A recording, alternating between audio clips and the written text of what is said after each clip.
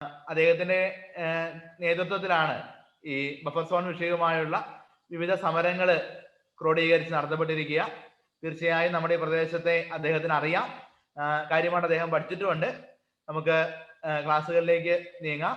നമുക്ക് ആദ്യത്തെ ഒരു മണിക്കൂർ സമയം നമ്മൾ ഈ ഒരു ക്ലാസ് പ്രസന്റേഷൻ ആകും. ഏറെക്കുറെ 9 മണിയോടുകൂടി 9 മണി കഴിയുമ്പോഴത്തേക്കും അഭിവന്ദ്യ മടത്തിക്കണ്ടത്തിൽ പിതാവ് വരും. അദ്ദേഹം അഭിസംബോധന ചെയ്യും. തുടർന്ന് ക്ലാസ് തുടരുകയും അതുപോലെ തന്നെ മറ്റു ചർച്ചയിലേക്ക് നമുക്ക് പോവുകയും ചെയ്യാം. അതിന്റെ ആ രീതിയിലാണ് മുമ്പോട്ട് പോവുക. റോബിനച്ച ഒരു സെക്കൻഡ് ഈ അലക്സാറ് സംസാരിക്കുന്ന ആദ്യത്തെ സെഷനിൽ എല്ലാവരും ഓഡിയോ ഒന്ന് മ്യൂട്ട് ചെയ്യുവാണെങ്കിൽ ഉപകാരമായിരുന്നു. ബാക്കിയുള്ളവര് ഓഡിയോ ഒന്ന് മ്യൂട്ട് ചെയ്തിരുന്നെങ്കിൽ മറ്റു പ്രശ്നങ്ങളില്ലാതെ. ഞാൻ ഇവിടുന്ന് മ്യൂട്ട് കോൾ കൊടുത്തോളാം, കുഴപ്പമില്ല. Okay thank you sir. എന്നെ ഒന്ന് ഇത് ചെയ്തേക്കണമെങ്കിൽ എനിക്ക് അറിയിക്കാൻ പറ്റുള്ളേ, ഉണ്ടെങ്കിൽ പോസ്റ്റ് ചെയ്താൽ മതി. ഓക്കെ, അപ്പൊ സന്തോഷം. നമുക്ക് ക്ലാസ്സിലേക്ക് നീങ്ങാം. ഓക്കെ ശരി. ഞാനിപ്പോ മ്യൂട്ട് ഓൾ കൊടുക്കാം. അതിൽ സംസാരിക്കേണ്ട ആൾക്കാർക്ക് അൺമ്യൂട്ട് ചെയ്യാനുള്ള ഓപ്ഷൻ ഞാൻ എനേബിൾ ചെയ്തിട്ടുണ്ട്. അപ്പൊ അച്ഛൻ എന്തായാലും സംസാരിക്കുന്നുണ്ടെങ്കിൽ അൺമ്യൂട്ട് ചെയ്യാം, കുഴപ്പമൊന്നുമില്ല. ഓക്കെ, അപ്പൊ നമുക്കൊരു പ്രസന്റേഷൻ ആണ്. അപ്പം അതാകുമ്പോൾ ആൾക്കാർക്ക് കാണാനും ഒക്കെ എളുപ്പമുണ്ടാവും. അപ്പൊ ആദ്യം തന്നെ കിഫ എന്ന സംഘടനയെ ഈ ഒരു പ്രോഗ്രാമിലേക്ക് ക്ഷണിച്ച ട്രോൾ കുട്ടമ്പുഴയാണെന്ന് തോന്നുന്നു അല്ലേ? ട്രോൾ കുട്ടമ്പുഴയാണോ ഇത് ഒഫീഷ്യലി സംഘടിപ്പിക്കുന്നത്, അതോ ജനസംരക്ഷണ സമിതിയാണോ? ട്രോൾ കുട്ടമ്പുഴയുണ്ട്, ജനസംരക്ഷണ സമിതിയുണ്ട്, ഇൻഫാം ഉണ്ട്. 3 അപ്പൊ എല്ലാ സംഘാടകർക്കും കിഫയുടെ പേരിൽ നന്ദി അറിയിക്കുകയാണ്. ഓക്കെ, അപ്പൊ ഞങ്ങളുടെ ഭാഗത്ത് നിന്ന് ഞാനുണ്ട്, അലക്സ് ഒഴികയിൽ എന്ന് പറഞ്ഞ ഞാനുണ്ട്, ഒരു ഷൈൻ മാത്യു നമ്മുടെ ജോയിന്റ് സെക്രട്ടറി ആണ് സ്റ്റേറ്റ് ലെവൽ. അദ്ദേഹം ഈ മാപ്പിന്റെ കാര്യങ്ങളൊക്കെ കറക്റ്റ് ആയിട്ട് ചെയ്യുന്നതും പുള്ളി IT ഫീൽഡിൽ വർക്ക് ചെയ്യുന്ന ഒരാളാണ്, നമ്മളുമായിട്ട് സജീവമായിട്ട് പ്രവർത്തിക്കുന്ന ആളാണ്. ഇടുക്കിക്കാരനാണ്. കുമളി സ്വദേശിയാണ്. ഇപ്പൊ നിലവിൽ ബാംഗ്ലൂർ വർക്ക് ചെയ്യുന്നു. ഷൈനെ ഒന്ന് ഹായ് പറഞ്ഞേക്കെ.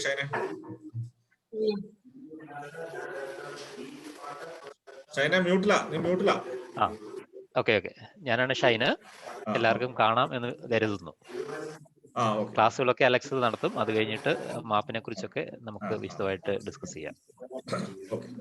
ശരി. ഓക്കെ, അപ്പൊ ഞാനൊന്ന് ഒരു പവർ പോയിന്റ് ഷെയർ ചെയ്യാം. അത് കാണുന്നുണ്ടെങ്കിൽ ഒന്ന് പറയാം. ഓക്കെ ശരി.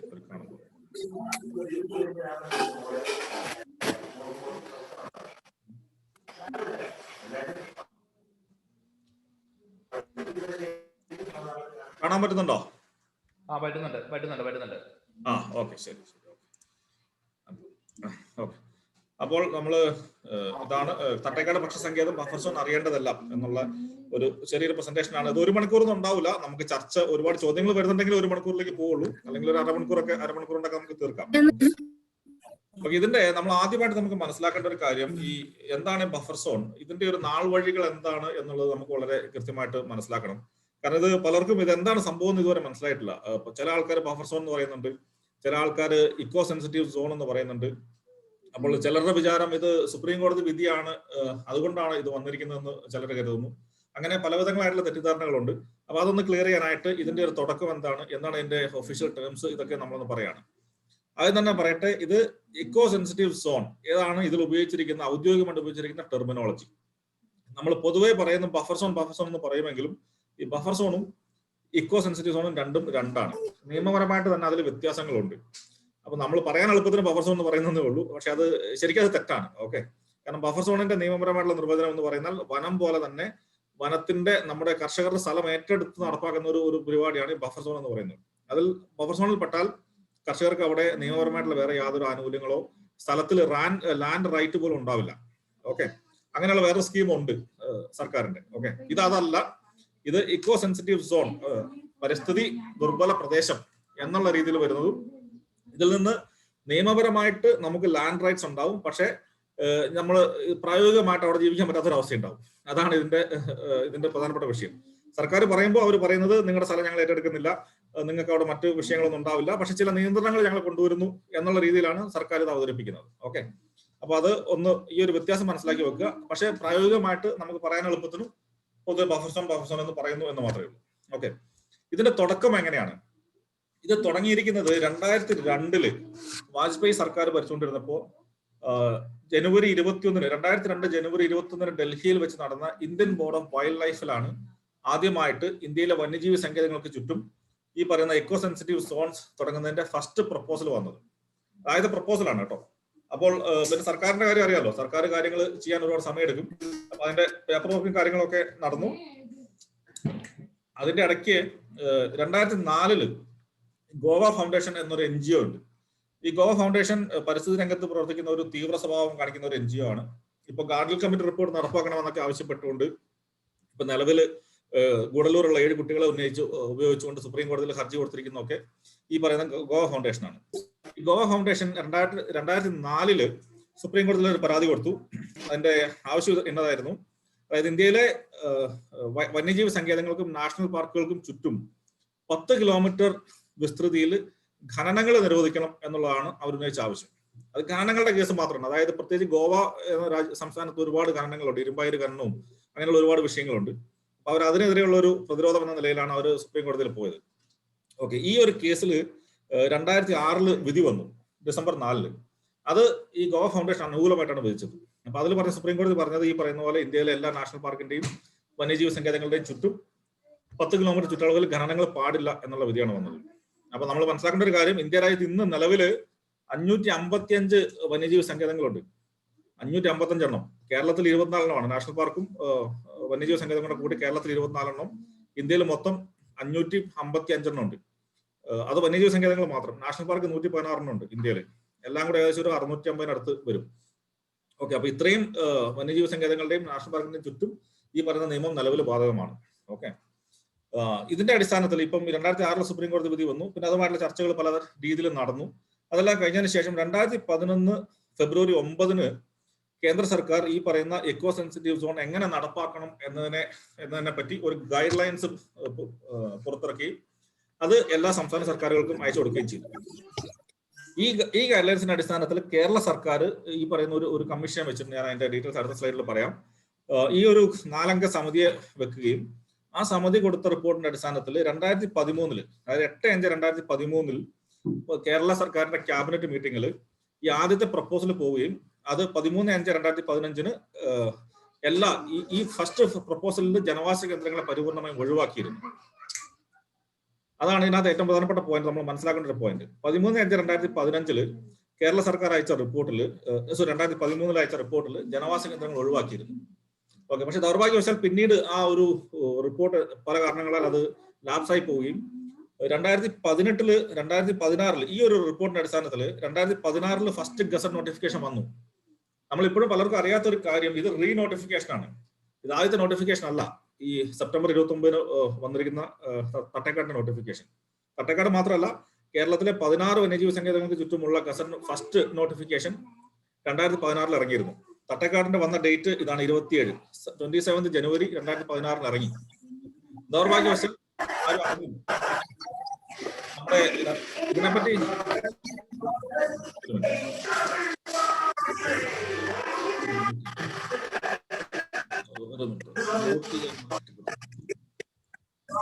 പ്രസന്റ് ചെയ്യുന്നുണ്ട്. ഷൈന ഒന്ന് മ്യൂട്ട് ചെയ്യാവോ?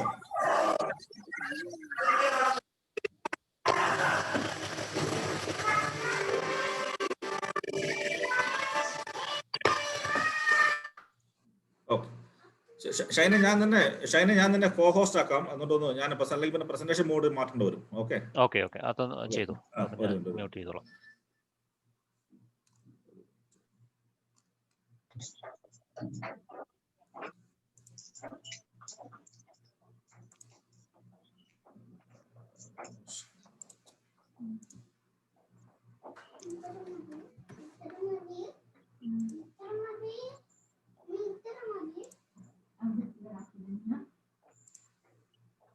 ഓക്കെ, ഷൈന ഞാൻ കോ ഹോസ്റ്റ് ആക്കിയിട്ടുണ്ട് കേട്ടോ. അൺമ്യൂട്ട് ചെയ്തേക്കും. ഷൈന ഒന്ന് അൺമ്യൂട്ട് ചെയ്തോ. ഓക്കെ, ശരി. ഓക്കെ, കാണുന്നുണ്ടോ? സ്ക്രീൻ കാണുന്നുണ്ടോ?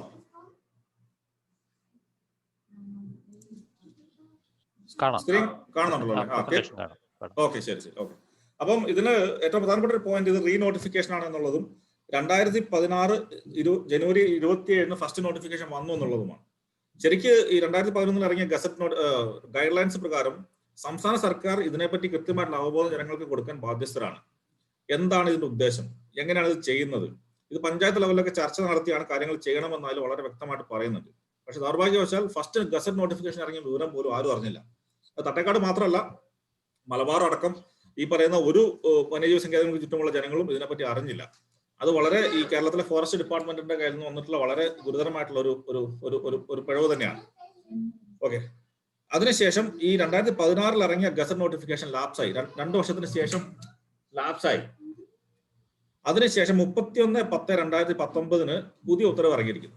അതിപ്പോഴത്തെ ഫോറസ്റ്റ് സെക്രട്ടറി ആശാ തോമസ് ഒപ്പിട്ട് ഇറക്കിയിരിക്കുന്ന ഉത്തരവിലാണ് ഈ പറയുന്ന പോലെ 0 മുതൽ 1 കിലോമീറ്റർ വരെ റേഡിയസിൽ പുതിയ ഗസറ്റ് നോട്ടിഫിക്കേഷൻ ഇറക്കണമെന്നും അതിൽ ജനവാസ കേന്ദ്രങ്ങൾ അടക്കം ഉൾപ്പെടെ കണ്ടിന്യൂസ് ആയിട്ട് ചെയ്യണമെന്നുമാണ് ഈ പറയുന്ന ഉത്തരവ് ഇറങ്ങിയിരിക്കുന്നത്.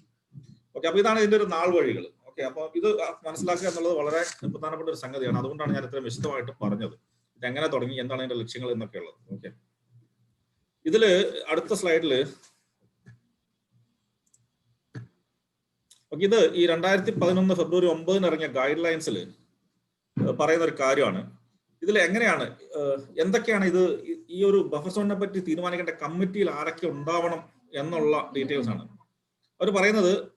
കൺസേൺ വൈൽഡ് ലൈഫ് വാർഡൻ എന്ന് വെച്ചാൽ ഈ തട്ടേക്കാട് വന്യജീവി സങ്കേതം, തട്ടേക്കാട് പക്ഷി സങ്കേതം ഇടുക്കി വൈൽഡ് ലൈഫ് ഡിവിഷന് കീഴിലാണ് വരിക. അപ്പൊ ഇടുക്കി വൈൽഡ് ലൈഫ് വാർഡൻ ഈ കമ്മിറ്റിയിൽ ഉണ്ടാവണം. പിന്നെ ഒരു എക്കോളജിസ്റ്റ്, അത് ആര് വേണമെന്ന് സംസ്ഥാന സർക്കാർ തീരുമാനിക്കാം. പിന്നെ നമ്മുടെ ഒരു official from local self government and ഒരു ഒഫീഷ്യൽ ഫ്രം റവന്യൂ ഡിപ്പാർട്ട്മെന്റ് എന്ന് വെച്ചാൽ നമ്മുടെ പഞ്ചായത്തിന്റെ ഭാഗത്തുനിന്നുള്ള ഒരു ഉദ്യോഗസ്ഥനും റവന്യൂ ഡിപ്പാർട്ട്മെന്റിന്റെ ഭാഗത്തുനിന്നുള്ള ഒരു ഉദ്യോഗസ്ഥനും, ഇങ്ങനെ 4 പേരാണ് ഈ കമ്മിറ്റിയിൽ ഉണ്ടാവേണ്ടത്. ഈ കമ്മിറ്റിയാണ് ഇതിനകത്തുനിന്ന് extent of eco sensitive zone, അതായത് എത്ര കിലോമീറ്റർ നീളത്തിൽ എക്കോ സെൻസിറ്റീവ് സോൺ വേണം, ഇതിന് എന്തൊക്കെ ഇവിടെ നിയന്ത്രിക്കേണ്ട കാര്യങ്ങൾ എന്തൊക്കെ, നിരോധിക്കേണ്ട കാര്യങ്ങൾ എന്തൊക്കെ, ഇതെങ്ങനെ മാനേജ് ചെയ്യണം, ഇതിന്റെ മോണിറ്ററിംഗ് കമ്മിറ്റിയിൽ ആരൊക്കെ ഉണ്ടാവണം, ഇതൊക്കെ സജസ്റ്റ് ചെയ്യേണ്ടത് ഈ പറയുന്ന കമ്മിറ്റിയാണ്. അപ്പൊ നമ്മൾ മനസ്സിലായി, ഞങ്ങൾ പല പഞ്ചായത്തുകളുമായിട്ട് സംസാരിച്ചു, മലബാർ മേഖലയിലുള്ള പഞ്ചായത്തുകളുമായിട്ടൊന്നും അവരൊന്നും ഇങ്ങനെ ഒരു കാര്യത്തെപ്പറ്റി അറിഞ്ഞിട്ടേ ഇല്ല, ഒരു പിടിയില്ല. അപ്പൊ പഞ്ചായത്തിന്റെ ഭാഗത്തുനിന്ന് ഏത് ഉദ്യോഗസ്ഥനാണ് പോയതെന്ന് ചോദിച്ചുമ്പോൾ അവർക്ക് ഇതിനെപ്പറ്റി അറിയില്ല. അപ്പോൾ ഈ പറയുന്ന ഗൈഡ് ലൈൻസിന് വിരുദ്ധമായിട്ട് തന്നെയാണ് ഈ പറയുന്ന ചർച്ചകളും കാര്യങ്ങളൊക്കെ നടന്നിരിക്കുന്നതെന്നാണ് നമ്മൾ മനസ്സിലാക്കുന്നത്. ഓക്കെ, ഇനി ഇതിൽ പറഞ്ഞിരിക്കുന്ന വേറൊരു കാര്യം, നമ്മൾ പൊതുവെ ആൾക്കാർക്കുള്ള ഒരു തെറ്റിദ്ധാരണയും പല സ്ഥലത്തും, അതായത് ഫോറസ്റ്റ് ഡിപ്പാർട്ട്മെന്റ് പറഞ്ഞ് പരത്തുന്ന ഒരു കാര്യം, സുപ്രീം കോടതിയുടെ ഉത്തരവുണ്ട് ഇത് 10 കിലോമീറ്റർ ആയിട്ട് ചെയ്യണം എന്ന് സുപ്രീം കോടതി ഉത്തരവുണ്ട്, ഞങ്ങളത് പറഞ്ഞ് അത് 1 കിലോമീറ്റർ ആയിട്ട് കുറച്ചു എന്നുള്ള വളരെ ശക്തമായിട്ടുള്ള ഒരു വാദം ഫോറസ്റ്റ് ഡിപ്പാർട്ട്മെന്റ് ഉയർത്തുന്നുണ്ട്. അത് തികച്ചും തെറ്റാണ് എന്നാണ് ഈ പറയുന്ന ഗൈഡ് ലൈൻസ് പറയുന്നത്. ഇതിൽ വളരെ ക്ലിയർ ആയിട്ട് പറഞ്ഞിട്ടുണ്ട്, delineation of eco sensitive zones would have to be site specific and relate to regulation rather than prohibition of specific activities. ഇത് ഓരോ വന്യജീവി സങ്കേതങ്ങൾക്ക് ചുറ്റുമുള്ള സാഹചര്യങ്ങളും പ്രാദേശികമായിട്ടുള്ള പ്രശ്നങ്ങളും പരിഗണിച്ചുകൊണ്ട് ഓരോ പ്രദേശത്തിനും അനുയോജ്യമായ രീതിയിൽ ഇത് ചെയ്യാം എന്നാണ് പറഞ്ഞിരിക്കുന്നത്. And the extent can go up to 10 kilometres, 10 kilometre വരെ ആകാം എന്നാണ് പറഞ്ഞിരിക്കുന്നത്. 10 കിലോമീറ്റർ വേണമെന്ന് എവിടെയും പറഞ്ഞിട്ടില്ല. ഓക്കെ, അപ്പൊ ഇതാണ് ഫോറസ്റ്റ് ഡിപ്പാർട്ട്മെന്റ് വളച്ചൊടിച്ച് 10 കിലോമീറ്റർ വേണമെന്ന് സർക്കാർ പറയില്ല, കേന്ദ്ര ഗവൺമെന്റ് പറഞ്ഞിട്ടുണ്ട്, അല്ലെങ്കിൽ സുപ്രീം കോടതി പറഞ്ഞിട്ടുണ്ട്, ഞങ്ങൾ അത് 1 കിലോമീറ്റർ ആയിട്ട് കുറച്ചു എന്ന് പറയുന്നു. അത് ശരിയല്ല. ഞാനത് വേറെ കുറച്ച് മാപ്പുകളും കൂടെ കാണിക്കും, അപ്പൊ അതിൽ നിന്ന് വളരെ ക്ലിയർ ആയിട്ട് നിങ്ങൾക്ക് മനസ്സിലാവും നമ്മൾ എന്താണ് പറയുന്നത് എന്നുള്ളത്. ഇത് നിങ്ങൾക്ക് എല്ലാവർക്കും അറിയാവുന്ന പോലെ എറണാകുളം പട്ടണത്തിന്റെ നടുക്കുള്ള മംഗളവനം ബേർഡ് സാങ്ച്വറിയുടെ മാപ്പാണ്. ഇത് 3 ആഴ്ച മുമ്പാണ് ഇതിന്റെ ഗസറ്റ് നോട്ടിഫിക്കേഷൻ ഇറങ്ങിയിരിക്കുന്നത്. ഇതാണ് ഈ കാണുന്ന ഒരു പച്ച നെട്ടുണ്ടല്ലോ, ഇതാണ് മംഗളവനം ബേർഡ് സാങ്ച്വറി. ഇത് ഒരു 6 ഏക്കർ സ്ഥലമേ ഉള്ളൂ. ഈ 6 ഏക്കർ സ്ഥലത്തിന്റെ ചുറ്റുമുള്ള ഈ ബഫർ സോണിന്റെ ഈ മഞ്ഞ ലൈൻ ഇതുണ്ടോ, ഇതാണ് ബഫർ സോൺ. ഈ ഭാഗത്തുണ്ട്, ഈ ഭാഗത്ത് 0 ആണ്, ഇവിടെ 0. ഇതിന്റെ പ്രശ്നം എന്ന് വെച്ചാൽ ഈ കാണുന്ന ഹൈക്കോടതിയുടെ പഴയ ബിൽഡിംഗ് ആണ്, കേരള ഹൈക്കോടതിയുടെ. ഓക്കെ, അതിന് ഇപ്പുറത്ത് സെൻട്രൽ മറൈൻ റിസർച്ച് ഇൻസ്റ്റിറ്റ്യൂട്ടിന്റെ ബിൽഡിങ്ങുകളുണ്ട്. ഇവിടെ എത്തിയപ്പോൾ 0. പിന്നെ മറ്റുള്ള സ്ഥലങ്ങൾ ഇതൊക്കെ അടിസ്ഥാനപരമായിട്ട് IOCയുടെയും BPCLന്റെ ഒക്കെ റവന്യൂ പുറമ്പോക്ക് ഭാഗങ്ങളാണ്. ഇത് നിങ്ങൾ നോക്കി, ഇവിടെ ഈ ഏരിയ ഉണ്ട്, ഇതൊക്കെ ജനവാസ കേന്ദ്രങ്ങൾ, വളരെ ഇടതൂർന്ന ജനവാസമുള്ള മേഖലകളാണ്. ഇത് കണ്ടോ, ഫ്ലാറ്റ് കണ്ടോ, ഇവിടെ പടുകൂറ്റൻ ഫ്ലാറ്റ് കോംപ്ലക്സുകളുണ്ട്. ഇവിടെ ഇതൊരു ഫ്ലാറ്റ്, ഇതൊരു വേറെ 5-6 ഫ്ലാറ്റ് കോംപ്ലക്സ്. ഇതൊക്കെ വളരെ കൃത്യമായിട്ട് അവർ ഒഴിവാക്കി കൊടുത്തു, ഹൈക്കോടതിയുടെ ഭാഗം ഒഴിവാക്കി കൊടുത്തു. പ്രത്യേകിച്ച് ആർക്കും ഉത്തരവില്ലാത്ത രീതിയിൽ കൃത്യമായിട്ട് റവന്യൂ പുറമ്പോക്ക് മാത്രം ഉൾപ്പെടുത്തിക്കൊണ്ട് വളരെ കൃത്യമായിട്ടുള്ള ഒരു ബഫർ സോൺ എറണാകുളത്ത് അവരുണ്ടാക്കി. ഇതിന്റെ ഈ 10 കിലോമീറ്റർ വീതിയിൽ ഇവർ പറയുന്ന പോലെ 10 കിലോമീറ്റർ റേഡിയസിൽ ഈ മംഗളവനത്തിന് ചുറ്റും പവർ സോൺ വന്നിട്ടുണ്ടെങ്കിൽ എറണാകുളം സിറ്റി ഏതാണ്ട് മുഴുവനായിട്ടും ഈ പറഞ്ഞ പവർ സോണിൽ വരും. അവിടെ ഒരു പ്രവർത്തനങ്ങൾ നടക്കില്ല. എന്തൊക്കെയാണ് പവർ സോണിൽ വരുന്ന നിയന്ത്രണങ്ങൾ എന്ന് ഞാൻ അടുത്ത വരുന്നുണ്ട്. അപ്പൊ അതിന്റെ കാര്യങ്ങളെ പറ്റി കൂടുതൽ വ്യക്തത വരും. ഇത് ഈ പോർബന്ദർ, അതായത് ഗുജറാത്ത് സംസ്ഥാനത്തിലെ പോർബന്ദർ എന്ന ടൗണിൽ ഉള്ള ഒരു ബേർഡ് സാങ്ച്വറിയാണ് ഇത്. അതിന്റെ ചുറ്റുമുള്ള ബഫർ സോണിന്റെ ഗസറ്റ് നോട്ടിഫിക്കേഷനിൽ എടുത്ത മാപ്പാണ് ഈ കാണുന്നത്. ഈ ഒരു പർപ്പിൾ കളറിൽ കണ്ടോ, ഇത് ഒരു 25 മീറ്ററേ ഉള്ളൂ. 25 മീറ്റർ. തട്ടേക്കാടിന് ചുറ്റും വന്നിരിക്കുന്ന 1 കിലോമീറ്ററിലാണ്. ഇതും തട്ടേക്കാട് പോലെയുള്ള ഒരു ബേർഡ് സാങ്ച്വറിയാണ്. അതും ഒരു സൈഡ് മാത്രം, ബാക്കി 3 സൈഡ് ഓപ്പൺ ആണ്. ഇവിടെ ബഫർ സോൺ ഇല്ല. 25 മീറ്റർ. ഓക്കെ.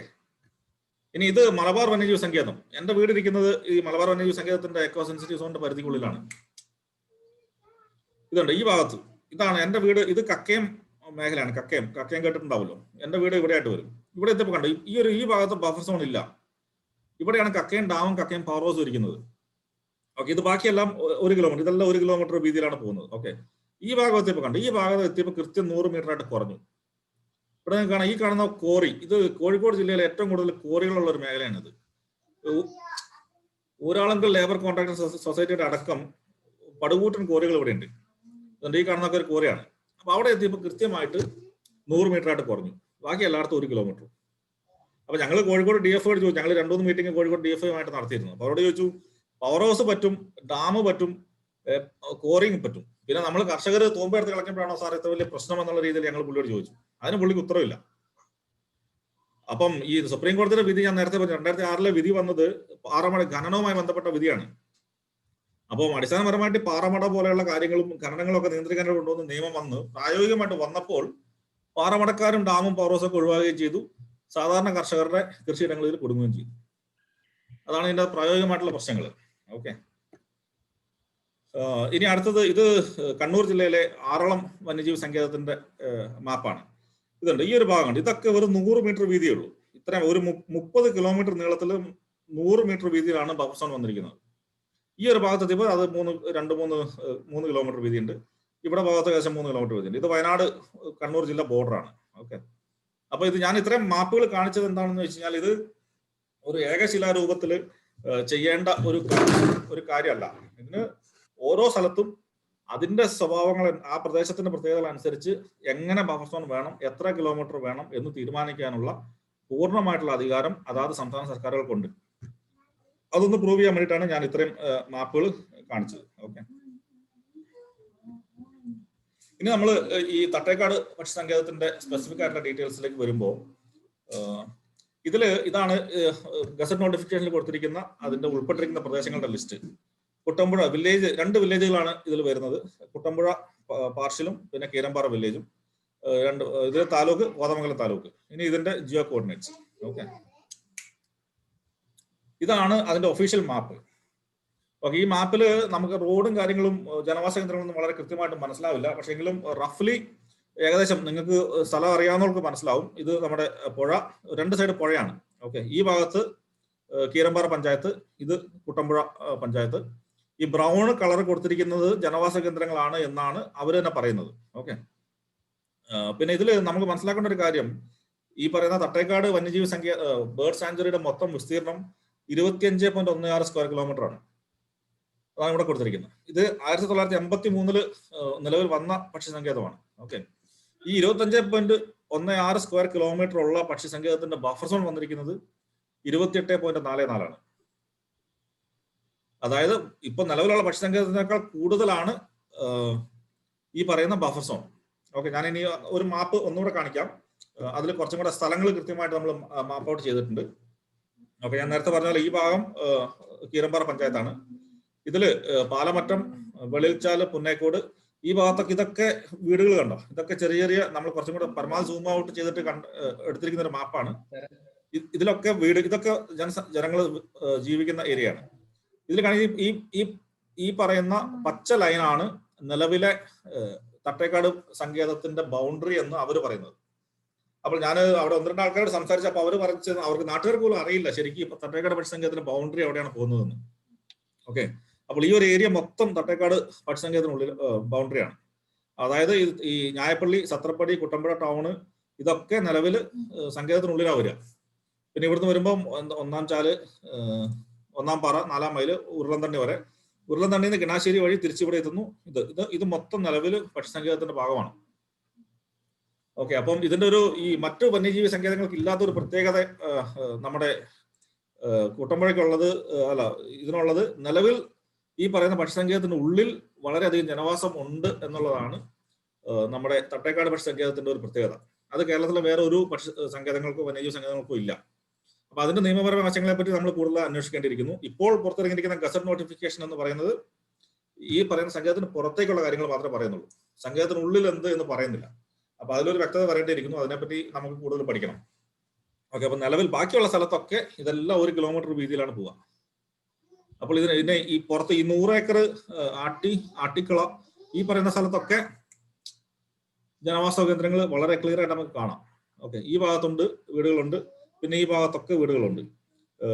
അവരുടെ ഔദ്യോഗിക കണക്ക് പ്രകാരം എത്ര വീടുകളുണ്ടെന്ന് എനിക്കറിയില്ല. പക്ഷെ എന്താണെങ്കിലും നിലവിൽ നല്ല രീതിയിൽ വീടുകൾ കാണുന്നുണ്ട് നമ്മൾ ഗൂഗിൾ മാപ്പിൽ നോക്കുമ്പോൾ. ഷൈനെ നമുക്ക് കൂടുതൽ ഷെയർ ചെയ്യാൻ പറ്റുമോ? മാപ്പ് ഷെയർ ചെയ്യാൻ പറ്റുമോ? ഷെയർ ചെയ്യാൻ പറ്റും. ഒന്ന് ഷെയർ ചെയ്തോ, ഒന്ന് സൂം ഔട്ട് ചെയ്ത് നോക്കാം നമുക്ക്. 400 വീടുകൾ എന്നാണ് അവർ പറയുന്നത് കേട്ടോ. 400 അല്ലല്ലോ, 400 അല്ല, 400 നിൽക്കും തോന്നില്ല.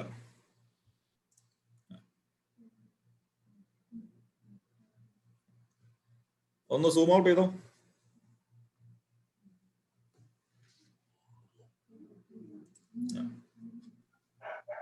ഓക്കെ, ഈ ഭാഗം കാണിച്ചു. ഗവൺമെന്റ് ഈ മൂല തുടങ്ങിയോ ഷൈനെ? ഓക്കെ. ഇതുണ്ട് ഇവിടെയൊക്കെ. ഇവിടെ okay, Nadukani government homeo dispensary, ration shop, Palamattam junction, Sithara arts and sports club. പോട്ടെ, അങ്ങോട്ട് ആ സൈഡിലേക്ക് പോകട്ടെ ഷൈനെ. ഈ ഒരു നരസിംഹ ടെമ്പിൾ, പാലമറ്റം, ഈ റോഡുകൾ ഇതാ ഇവിടം വരെയൊക്കെ. കോതമംഗലം പെരുമ്പൻകുത്ത് റോഡ്, അതിന്റെ ഇതുണ്ട്. ഇവിടെയൊക്കെ ഒരുപാട് വീടുകൾ കാണുന്നുണ്ട്. ഇത് 400 നിൽക്കാൻ യാതൊരു ചാൻസും ഇല്ല നമ്മൾ നോക്കിയിട്ട്. ശരി, മുന്നോട്ട് പോയിക്കോട്ടെ. പിന്നെ ഏതാണ് വയൽ കാണുന്നത്, state fisheries resource management society, പിന്നെ blue wings home stay, Periyar. Okay. ഇനി ഇത് തട്ടേക്കാട് കുട്ടമ്പുഴ റോഡ്. ഓക്കെ, ഈ തട്ടേക്കാട് കുട്ടമ്പുഴ റോഡ് എത്തുന്നതിന് മുമ്പ് തന്നെ നല്ലൊരു ശതമാനം വീടുകൾ കാണുന്നുണ്ട്. ഇത് ഇതിന്റെ അപ്പുറ സൈഡിലേക്ക് ജനവാസം ഇല്ലാന്ന് തോന്നുന്നു. ഇതിന് ഇങ്ങോട്ടാണ് ജനവാസം കാണുന്നത്. ശരി, ഇനി അപ്പുറത്തേക്ക് പോയിക്കോട്ടെ. പുഴയുടെ അപ്പുറ സൈഡ് നോക്കി. ഓക്കെ, ഇത് പഞ്ചായത്തിന്റെ നിലവിലുള്ള ഭാഗങ്ങളാണ്. അത് നമ്മൾ നേരത്തെ മാപ്പിൽ കണ്ട പോലെ തന്നെ. പിന്നെ ജനവാസ കേന്ദ്രങ്ങൾ വരുന്നത് ഇവിടെ ഇതുണ്ട്, ഈ ഭാഗത്ത്. കൊച്ചു കണപ്പുഴ, കുരിശ്, saint Mary's church, vertical catering and event management, കൊച്ചു നാഗപ്പുഴ, കുരിശ്. ഓക്കെ. അപ്പൊ ഈ ഭാഗത്തും ജനവാസ കേന്ദ്രങ്ങളുണ്ട്. എത്ര വീടുണ്ട് എന്ന് നമുക്ക് ഇതിനകത്ത് മനസ്സിലാവില്ല. പക്ഷെ കണ്ടിട്ട് അത്യാവശ്യം നല്ല ജനവാസ കേന്ദ്രങ്ങൾ പോലെയാണ് തോന്നുന്നത്. ഓക്കെ, പിന്നെ ഇതിന് ഇപ്പുറത്തൊക്കെ കാണുന്നുണ്ട് യൂണിയൻ ബാങ്ക് ഓഫ് ഇന്ത്യ. ഇവിടെയൊക്കെ ബഫർ സോണിലാണ് വരിക. അവിടെ ജുമാ മസ്ജിദ് ഉണ്ട്. പിന്നെ ഇപ്പുറത്തേക്ക് വരുമ്പോൾ ഈ ഷൈന ഇപ്പുറത്തെ സൈഡ് നോക്ക്. തെക്കോ സൈഡ്, സെന്റ് മേരീസ് ജാക്കബറ്റ് ചർച്ച്. ഈ സൈഡ്, ഇങ്ങോട്ട്. അതെ. ഓക്കെ, ഇവിടെ ഇല്ലാന്ന് തോന്നുന്നു. ഇവിടെ വലിയ ജനവാസം കാണുന്നില്ല. ഇതിൽ ഒരു കാര്യം എന്ന് വെച്ച് കഴിഞ്ഞാൽ ഈ ഒരു ബെൽറ്റ് ഉണ്ട്. ഇവിടെ ജനവാസ കേന്ദ്രം, നിലവിലുള്ള ജനവാസ കേന്ദ്രമാണ്. എങ്കിൽ പോലും അവര് നമ്മുടെ മാപ്പിൽ, കൊടുത്തിരിക്കുന്ന മാപ്പിൽ അത് സെറ്റിൽമെന്റ് ആയിട്ട് കാണിച്ചിട്ടില്ല. സെറ്റിൽമെന്റ് ഏകദേശം ഇവിടെ ഒരു പാച്ചുണ്ട്. അത് കഴിഞ്ഞ് ഈ ഒരു പ്രദേശം പ്രൊട്ടക്റ്റഡ് ഏരിയ ആയിട്ട് തന്നെയാണ് അവർ നൽകിയിരിക്കുന്നത്. അപ്പം കുറെ ആൾക്കാര് നിലവിൽ ഉള്ളവർ പോലും അതിൽ ചിലപ്പം അഫക്റ്റഡ് ആകാൻ സാധ്യതയുണ്ട്. പിന്നീട് അവർ പറഞ്ഞിട്ടുള്ള ഈ ഒരു ഏരിയയിൽ കുറച്ച് ജനവാസം ഉണ്ടെന്ന് പറയുന്നുണ്ട്. ഈ ഒരു ഏരിയ ഇവിടെ ഒരു ചെറിയ പാച്ച് കൊടുത്തിട്ടുണ്ട്, ജനവാസ സെറ്റിൽമെന്റ് എന്ന് പറഞ്ഞിട്ട്. അത് ഈ ക്വാറി ആണോ അതല്ലാതെ വേറെ ആൾക്കാരുടെ ഇതാണോ അവർ സെറ്റിൽമെന്റ് എന്ന് മാർക്ക് ചെയ്തെന്നുള്ളത് നമുക്ക് വ്യക്തമല്ല. ഇതാണ് നിലവിലുള്ള മാപ്പ്. ഇങ്ങോട്ട് ഇനി പുഴ സൈഡിലേക്ക് വന്ന് നമ്മുടെ ഇപ്പുറ സൈഡിലേക്ക് വന്നു. അവിടെ വേറെ കാണുന്നുണ്ടോ? ഇവിടെ ഒന്നും ഇല്ല. അത് ഒന്നും കാണുന്നില്ല. അവിടെ ആൾക്കാരൊന്നും ഉള്ളതായിട്ട് തോന്നുന്നില്ല. ഇതിന്റെ വേറൊരു പ്രശ്നമുള്ളത് ഈ നമ്മുടെ ഈ ജിയോ കോർഡിനേറ്റ്സ് വെച്ച് നമ്മൾ മാപ്പ് ചെയ്യുമ്പോൾ ഒരു 100 മീറ്റർ ഒക്കെ അങ്ങോട്ടും ഇങ്ങോട്ടൊക്കെ മാറാം. ഓക്കെ, 100% പിൻ പോയിന്റ് ചെയ്യണമെന്നുണ്ടെങ്കിൽ അത് ഗ്രൗണ്ട് ലെവലിൽ ഗ്രൗണ്ട് റൂത്തിങ് എന്ന് പറഞ്ഞ രീതിയിൽ ചെയ്ത് നമ്മുടെ ഫോറസ്റ്റുകാർ ജെണ്ട ഇടുന്ന പോലെ കറക്റ്റ് ആയിട്ട് ജെണ്ട ഇട്ടെങ്കിൽ മാത്രമേ കറക്റ്റ് ഏരിയ മനസ്സിലാവുള്ളൂ. ഓക്കെ, നമുക്കൊരു ഏകദേശം ഒരു ഐഡിയ കിട്ടാൻ മാത്രമേ ഇപ്പോഴത്തെ ഈ മാപ്പ് കൊണ്ട് ഉപകാരപ്പെടുള്ളൂ. അപ്പൊ അങ്ങനെ ഒരു പ്രശ്നം കൂടെ ഉണ്ട്. ഓക്കെ, ഷൈന സ്റ്റോപ്പ് ചെയ്തോ, ഞാൻ ഷെയർ ചെയ്തോ.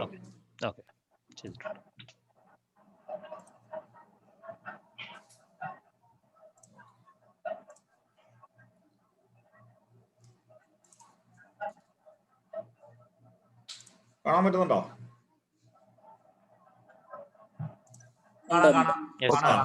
ഓക്കെ, ശരി ശരി. ഓക്കെ, അപ്പൊ അതുകൊണ്ട് ഏകദേശം ഒരു ഐഡിയ നിങ്ങൾക്ക് സ്ഥലത്തെ പറ്റി കിട്ടിയെന്ന് കരുതുന്നു.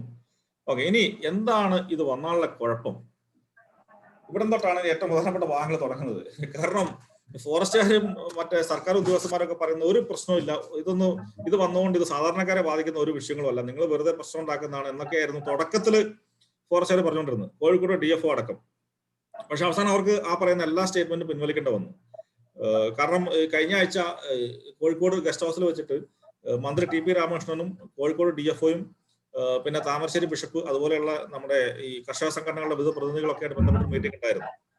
ആ മീറ്റിംഗിലും ഇവർ വന്നിട്ട് ഇങ്ങനെയുള്ള വാദഗതികളാണ് ആവർത്തിച്ചത്. പക്ഷെ നമ്മൾ ഓരോ പോയിന്റ് ബൈ പോയിന്റ് ആയിട്ട് പറഞ്ഞപ്പോൾ അവസാനം ഇതിൽ പ്രശ്നമുണ്ട്, ഇത് കർഷകരെ ബാധിക്കുമെന്ന് അവർക്ക് സമ്മതിക്കേണ്ടി വരികയും അങ്ങനെ ജനവാസ കേന്ദ്രങ്ങളെ ഒഴിവാക്കാമെന്ന് അവർ സമ്മതിക്കുകയും ചെയ്തു.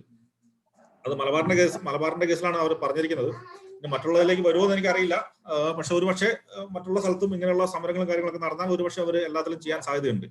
അപ്പൊ നമ്മൾ മനസ്സിലാക്കേണ്ട ഒരു കാര്യം, എന്താണ് ഇതിന്റെ പ്രശ്നം, വളരെ കൃത്യമായിട്ട് ആര് ചോദിച്ചാലും നമ്മൾ വളരെ ക്ലിയർ ആയിട്ട് പറഞ്ഞു കൊടുക്കേണ്ട കാര്യങ്ങളാണ് ഞാൻ ഇനി പറയാൻ പോകുന്നത്. ഓക്കെ, ഇതിന്റെ ഏറ്റവും അടിസ്ഥാനപരമായിട്ടുള്ള പ്രശ്നം എന്താണ്? ഈ പറയുന്ന എക്കോ സെൻസിറ്റീവ് സോണിനകത്ത് വരുന്ന നിയന്ത്രണങ്ങൾ ഏത് നിയമം അനുസരിച്ചാണ് വരുന്നത്? ഇത് മാത്രം നമ്മൾ മനസ്സിലാക്കിയാൽ മതി ഇതിന്റെ ഗൗരവം മനസ്സിലാക്കാൻ. ഇത് നമ്മുടെ കോഴിക്കോട് DFO പുറത്തിറക്കിയ മലബാറിന്റെ ഗസറ്റിന്റെ മലയാള പരിഭാഷയാണ്. ഞാനത് അതേപോലെ സ്ക്രീൻഷോട്ട് എടുത്ത് കാണിക്കുകയാണ്.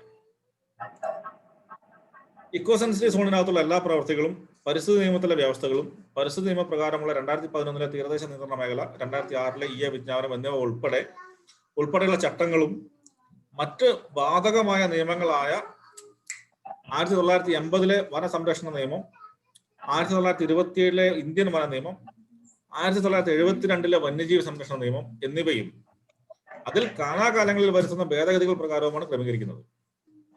ഇതോടൊപ്പമുള്ള പട്ടികയിൽ പറഞ്ഞിരിക്കുന്ന പ്രകാരം ഇക്കോ സെൻസിറ്റീവ് സോണിനകത്ത് എല്ലാ പ്രവർത്തികളും നിയന്ത്രിക്കേണ്ടതാണ്. എന്താണ് ഇത്? ഞങ്ങള് ഈ നമ്മുടെ കേരളത്തിലെ പ്രമുഖനായിട്ടുള്ള ഒരു പരിസ്ഥിതി വക്കീലാണ് നമ്മുടെ ഹരീഷ് വാസുദേവനുമായിട്ടുള്ള ഒരു ചർച്ചയിൽ ഞങ്ങൾ പങ്കെടുത്തിരുന്നു. അപ്പൊ ഞങ്ങളിത് ഈ വിഷയം അവിടെ ഉന്നയിച്ചു. ഇത് വായിക്കുമ്പോൾ നമുക്ക് എന്താണ് മനസ്സിലാവുന്നത്? വളരെ ലളിതമായിട്ടുള്ള ചോദ്യം.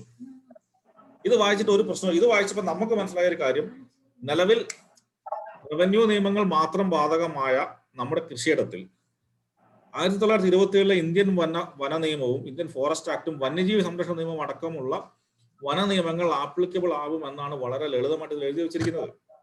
ഇതൊരു മലയാള തർജ്ജമയുടെ പ്രശ്നമൊന്നുമല്ല, ഇതിന്റെ ഇംഗ്ലീഷ് വേർഷൻ ഇതേപോലെ തന്നെ കറക്റ്റ് തർജ്ജമയുടെ പ്രശ്നമല്ല. ഇതാണ് ഏറ്റവും അടിസ്ഥാനപരമായിട്ടുള്ള പ്രശ്നം. നമ്മുടെ കൃഷിയിടത്തിലേക്ക് വന നിയമങ്ങൾ വരാൻ പോകുന്നു. അതാണ് ഇതിന്റെ ഏറ്റവും ലളിതമായിട്ടുള്ള നിർവചനം. ഓക്കെ, ഇനി ഇതിനകത്തുള്ള മറ്റ് നിയന്ത്രണങ്ങളെ പറ്റി ഞാൻ പറയാം. ഓക്കെ, ഇനി അതിന്റെ നിയന്ത്രണങ്ങൾക്ക് വരുന്നതിന് മുമ്പ് ഇതെങ്ങനെയാണ് ഈ പറയുന്ന നിയമങ്ങൾ എങ്ങനെയാണ് നടപ്പാക്കുക? ഇതൊക്കെ നടപ്പാക്കാനായിട്ട് ഒരു 8 അംഗ കമ്മിറ്റിയാണ് ഈ പറയുന്ന തട്ടേക്കാട് വന്യജീവി ബേർഡ് സാങ്ച്വറിക്ക് വേണ്ടി ഉണ്ടാക്കിയിരിക്കുന്നത്. അതിലുള്ള മെമ്പർമാരുടെ ലിസ്റ്റാണിത്. District collector, Ernakulam district collector പുള്ളിയാണ് ചെയർമാൻ, എക്സ് ഒഫീഷ്യോ ചെയർമാൻ. പിന്നെ കോതമംഗലം MLA ഉണ്ട്, എറണാകുളം ജില്ലാ പഞ്ചായത്ത് പ്രസിഡന്റ് ഉണ്ട്. ഈ 2 ജനപ്രതിനിധികൾ ഇതിനകത്തുള്ളൂ 8 പേരില്. ബാക്കിയുള്ള എല്ലാവരും ഉദ്യോഗസ്ഥന്മാരാണ്. ഇതിലെ മെമ്പർ സെക്രട്ടറി എന്ന് വെച്ചാൽ ഇതിന്റെ എക്സിക്യൂട്ടീവ് അധികാരങ്ങളുള്ള ആള് വൈൽഡ് ലൈഫ് വാർഡൻ ഇടുക്കിയാണ്. ഇടുക്കി വൈൽഡ് ലൈഫ് വാർഡന്റെ ഓഫീസ് കട്ടപ്പനയാണ്. അപ്പൊ ഇതിന്റെ മെയിൻ പ്രശ്നം, ഈ പറയുന്ന കുട്ടമ്പുഴയുള്ള ആൾക്കാർക്കും കീരമ്പാറയുള്ള ആൾക്കാർക്ക് എന്ത് ചെറിയ കേസ് കിട്ട് വേണമെങ്കിലും നിങ്ങൾ ഇടുക്കി വൈൽഡ് ലൈഫ് വാർഡന്റെ ഓഫീസിൽ കൊണ്ടുവരും. ഇപ്പൊ നിലവിൽ ഇത് ഈ ഏരിയ മലയാറ്റൂർ ഡിവിഷൻ കീഴിലാണെന്ന് തന്നെ മനസ്സിലാക്കുന്നത്. മലയാറ്റൂർ പോകുന്നതിന് പകരം നിങ്ങൾ ഇനി എല്ലാവരും ഇടുക്കിയിൽ പോകേണ്ടി വരും, കട്ടപ്പനയിൽ പോകണം എന്ത് ചെറിയ കേസിനും. ഓക്കെ, അതാണ് അവിടെയാണ് അതിന്റെ ഒരു പ്രശ്നം വരുന്നത്. അതൊന്ന്. രണ്ടാമത്തെ വിഷയം, ഇത് ഒട്ടും ജനാധിപത്യപരമായിട്ടല്ല ഈ ഒരു കമ്മിറ്റി ഉണ്ടാക്കിയിരിക്കുന്നത്. കുട്ടമ്പുഴ പഞ്ചായത്ത് പ്രസിഡന്റ് ഇല്ല, കീരമ്പാറ പഞ്ചായത്ത് പ്രസിഡന്റ് ഇല്ല, അവിടുത്തെ ജില്ലാ പഞ്ചായത്ത് മെമ്പർ ഇല്ല, ബ്ലോക്ക് മെമ്പർ ഇല്ല. അങ്ങനെ ദൈനംദിന ജീവിതത്തിൽ ജനങ്ങളുമായിട്ട് അടുത്തിടപഴകുന്ന ഒരൊറ്റ ആൾ പോലും ഇതിനകത്തില്ല. ഇപ്പൊ MLA എന്ന് പറയുന്ന ആൾക്ക് എന്തുമാത്രം പ്രശ്നത്തിൽ, ഈ 2 പഞ്ചായത്തിലെ പ്രശ്നത്തിൽ ഇടപെടാൻ MLA എപ്പോഴും അവൈലബിൾ ആയിരിക്കും. ഡിസ്ട്രിക്ട് പഞ്ചായത്ത് പ്രസിഡന്റ് പുള്ളി ഒരു ജില്ലയുടെ മൊത്തം ചാർജുള്ള ആളാണ്. ഇതൊരു കാരണവശാലും ജനാധിപത്യപരമല്ല. ഇതിൽ നിശ്ചയമായിട്ടും താഴെത്തട്ടിൽ പ്രവർത്തിക്കുന്ന പഞ്ചായത്ത് തല മെമ്പർമാരെ ഉൾപ്പെടുത്തണമെന്നാണ് നമ്മുടെ ആവശ്യം. ഓക്കെ, ഇതില് നിർമ്മാണം, നമ്മൾ സ്പെസിഫിക് ആയിട്ടുള്ള റെസ്ട്രിക്ഷൻസിലേക്ക് വരികയാണ്. ഇതിൽ മൊത്തം നിരോധിക്കേണ്ട കാര്യങ്ങൾ എന്ന് പറഞ്ഞ് 8 കാര്യങ്ങൾ കൊടുത്തിട്ടുണ്ട്. നിയന്ത്രിക്കുന്ന കാര്യങ്ങൾ എന്ന് പറഞ്ഞിട്ട് 21 കാര്യങ്ങൾ കൊടുത്തിട്ടുണ്ട്. പ്രോത്സാഹിപ്പിക്കേണ്ട കാര്യങ്ങൾ എന്ന് പറഞ്ഞിട്ട് 10 കാര്യങ്ങൾ കൊടുത്തിട്ടുണ്ട്. അങ്ങനെ മൊത്തം 38 കാര്യങ്ങളുടെ ഒരു ലിസ്റ്റാണ് ഇതിൽ കൊടുത്തിരിക്കുന്നത്. അപ്പൊ അതില് പാറമടയുടെ കാര്യങ്ങൾ, പാറമട നിരോധിക്കുമെന്നൊക്കെ പറഞ്ഞിട്ടുണ്ട്, വൻകിട വ്യവസായങ്ങൾ നിരോധിക്കുന്ന കാര്യങ്ങളൊക്കെ പറഞ്ഞിട്ടുണ്ട്. അതിലൊന്നും കർഷകർ എന്ന നിലയിൽ നമുക്ക് എതിർപ്പില്ല, ഒരു പ്രശ്നമില്ല. ഓക്കെ, ഞാൻ ഇതിനായിട്ട് സ്പെസിഫിക് ആയിട്ട് നമ്മൾ കർഷകരെ ബാധിക്കാൻ സാധ്യതയുള്ള കാര്യങ്ങളുടെ ഒരു സംക്ഷിപ്ത രൂപം ഇപ്പൊ അവതരിപ്പിക്കുകയാണ്. ഒന്നാമതായിട്ട് മരം മുറിക്കല്. ഈ മരം മുറിക്കുന്ന വിഷയവുമായി ബന്ധപ്പെട്ടിട്ട് മരം മുറിക്കൽ നിർമ്മാണ പ്രവർത്തനങ്ങൾ, ഇതില് സംരക്ഷിത പ്രദേശത്തിന്റെ അതിർത്തിയിൽ നിന്നും 1 കിലോമീറ്റർ ഉള്ളിലായോ ഇക്കോ സെൻസിറ്റീവ് സോണിന്റെ പരിധിക്കുള്ളിൽ ഏതാണോ അടുത്ത് വാണിജ്യപരമായ പുതിയ നിർമ്മാണ പ്രവർത്തനങ്ങൾ അനുവദിക്കുകയില്ല. എന്ന് വെച്ചിട്ടുണ്ടെങ്കിൽ ഈ പറയുന്ന 1 കിലോമീറ്ററിനുള്ളിൽ ഒരു കടമുറി പോലും പറയാൻ പറ്റില്ല. കാരണം കടമുറി 2 തരത്തിലുള്ള കെട്ടിടങ്ങളാണ് നമ്മുടെ റവന്യൂ നിയമപ്രകാരം ഉള്ളത്, പഞ്ചായത്ത് നിയമപ്രകാരം ഉള്ളത്. ഒന്ന് റെസിഡൻഷ്യൽ പർപ്പസ്, ഹൗസ്, വീട്, കാര്യങ്ങളൊക്കെ. രണ്ടാമത്തെ കാറ്റഗറി, ഒരു ഷട്ടറുള്ള കടമുറി പണിയണമെങ്കിൽ പോലും നമുക്ക് കൊമേഴ്ഷ്യൽ കാറ്റഗറി വേണം. ആ കൊമേഴ്ഷ്യൽ കാറ്റഗറിയിലുള്ള ഒരു നിർമ്മാണ പ്രവർത്തനങ്ങളും അനുവദിക്കില്ല എന്നാണ് വളരെ ക്ലിയർ ആയിട്ട് ഇതിനകത്ത് എഴുതിയിട്ടുള്ളത്. അപ്പൊ ചുരുക്കി പറഞ്ഞാൽ ഈ പറയുന്ന പ്രദേശത്തെ വികസന പ്രവർത്തനങ്ങൾ ഇപ്പോൾ എന്താണോ അതുപോലെ നിൽക്കും. വേറെ ഒരു പരിപാടികളും അവിടെ ചെയ്യാൻ പറ്റില്ല. രണ്ടാമത്തെ പ്രശ്നം മരം മുറി. സംസ്ഥാന ഗവൺമെന്റിന്റെ ചുമതലപ്പെട്ട അധികാരിയുടെ മുൻകൂർ അനുമതി ഇല്ലാതെ വനത്തിൽ നിന്നോ റവന്യൂ ഭൂമിയിൽ നിന്നോ സ്വകാര്യ കൈവശ സ്ഥലത്ത് നിന്നോ യാതൊരു മരമുറിയും പാടില്ല. ഇപ്പം ഇടുക്കിയിലും വയനാട്ടിലൊക്കെ ചില പ്രത്യേക സ്ഥലങ്ങളിൽ മരമുറിയുമായിട്ട് നിയന്ത്രണങ്ങളുണ്ട്. പക്ഷെ കേരളത്തിലെ ഭൂരിപക്ഷ സ്ഥലങ്ങളിലും ഇങ്ങനെയുള്ള നിയന്ത്രണങ്ങളില്ല. ഇപ്പൊ തേക്ക്, ഈട്ടി, ചന്ദനം മുതലായ വളരെ സ്പെസിഫിക് ആയിട്ടുള്ള മരങ്ങൾ മുറിക്കണമെങ്കിൽ മാത്രമേ നമുക്ക് ഒരു മുൻകൂർ ആവശ്യം വരുന്നുള്ളൂ. പക്ഷെ ഈ പറയുന്ന ബഫർ സോണിൽ പെട്ടാൽ ഏത് മരം എന്ന് പറഞ്ഞിരിക്കുന്നത്, അതിപ്പോ നമ്മുടെ പറമ്പിൽ റബ്ബർ വെട്ടി റീപ്ലാന്റ് ചെയ്യണമെങ്കിൽ പോലും, അതല്ല തെങ്ങ് വെട്ടിയിട്ട് പുതിയൊരു തെങ്ങ് വെക്കണമെങ്കിൽ പോലും ഈ പറയുന്ന മോണിറ്ററിംഗ് കമ്മിറ്റിയുടെ പെർമിഷൻ വേണ്ടി വരും. അവിടെയാണ് പ്രശ്നം. ഈ മോണിറ്ററിംഗ് കമ്മിറ്റിയിൽ ഏറ്റവും കൂടുതൽ അധികാരമുള്ള ആൾ ഇടുക്കി വൈൽഡ് ലൈഫ് വാർഡനാണ്. ഫോറസ്റ്റ് ഡിപ്പാർട്ട്മെന്റ് ആണ് അതിൽ എല്ലാ കാര്യങ്ങളും തീരുമാനിക്കുക. അതിനായിട്ട് കുട്ടമ്പുഴക്കാർ കട്ടപ്പന ഓഫീസിൽ പോയി പെർമിഷൻ എടുക്കേണ്ടി വരും. അവിടെ പോയാൽ തന്നെ പെർമിഷൻ തരണോ വേണ്ടയോ എന്നുള്ളത് ഈ പറയുന്ന ഇടുക്കി വൈൽഡ് ലൈഫ് വാർഡിന്റെ വിവേചന അധികാരത്തിൽ വരുന്ന കാര്യമാണ്. അവിടെ അപ്പീലില്ല. അല്ല, അപ്പീലിന് പോകണമെങ്കിൽ MLA അടുത്ത് പോകേണ്ടി വരും. ഓരോ മരം മുറിക്കാൻ നമുക്ക് MLA അടുത്ത് പോയി പരാതി പറയാൻ പറ്റുമോ? അവിടേക്കാണ് ഇതിന്റെ പ്രായോഗികമായിട്ടുള്ള പ്രശ്നങ്ങൾ. അപ്പോൾ അത് മാത്രമല്ല, ഈ പറയുന്ന മരം മുറിക്കുക, അതായത് മരം എന്ന് പറയുന്നത് നമ്മൾ കർഷകർ പറമ്പിൽ ഒരുപാട് മരങ്ങൾ നടുന്നുണ്ട്. നമുക്കൊരു ആവശ്യം വന്നാൽ വെട്ടി വിൽക്കാൻ വേണ്ടിയിട്ടാണ് കർഷകർ മരം നടുന്നത്. അത് പ്ലാവ്, ആഞ്ഞിലി, എന്താണെങ്കിലും. അപ്പൊ ഇങ്ങനെ നമുക്കൊരു ആവശ്യം വന്നാൽ, നമുക്ക് വെട്ടി വിൽക്കാൻ പറ്റാത്തൊരവസ്ഥ വന്നാൽ ഏതെങ്കിലും കർഷകൻ സ്വന്തം പറമ്പിൽ മരം നടുവോ?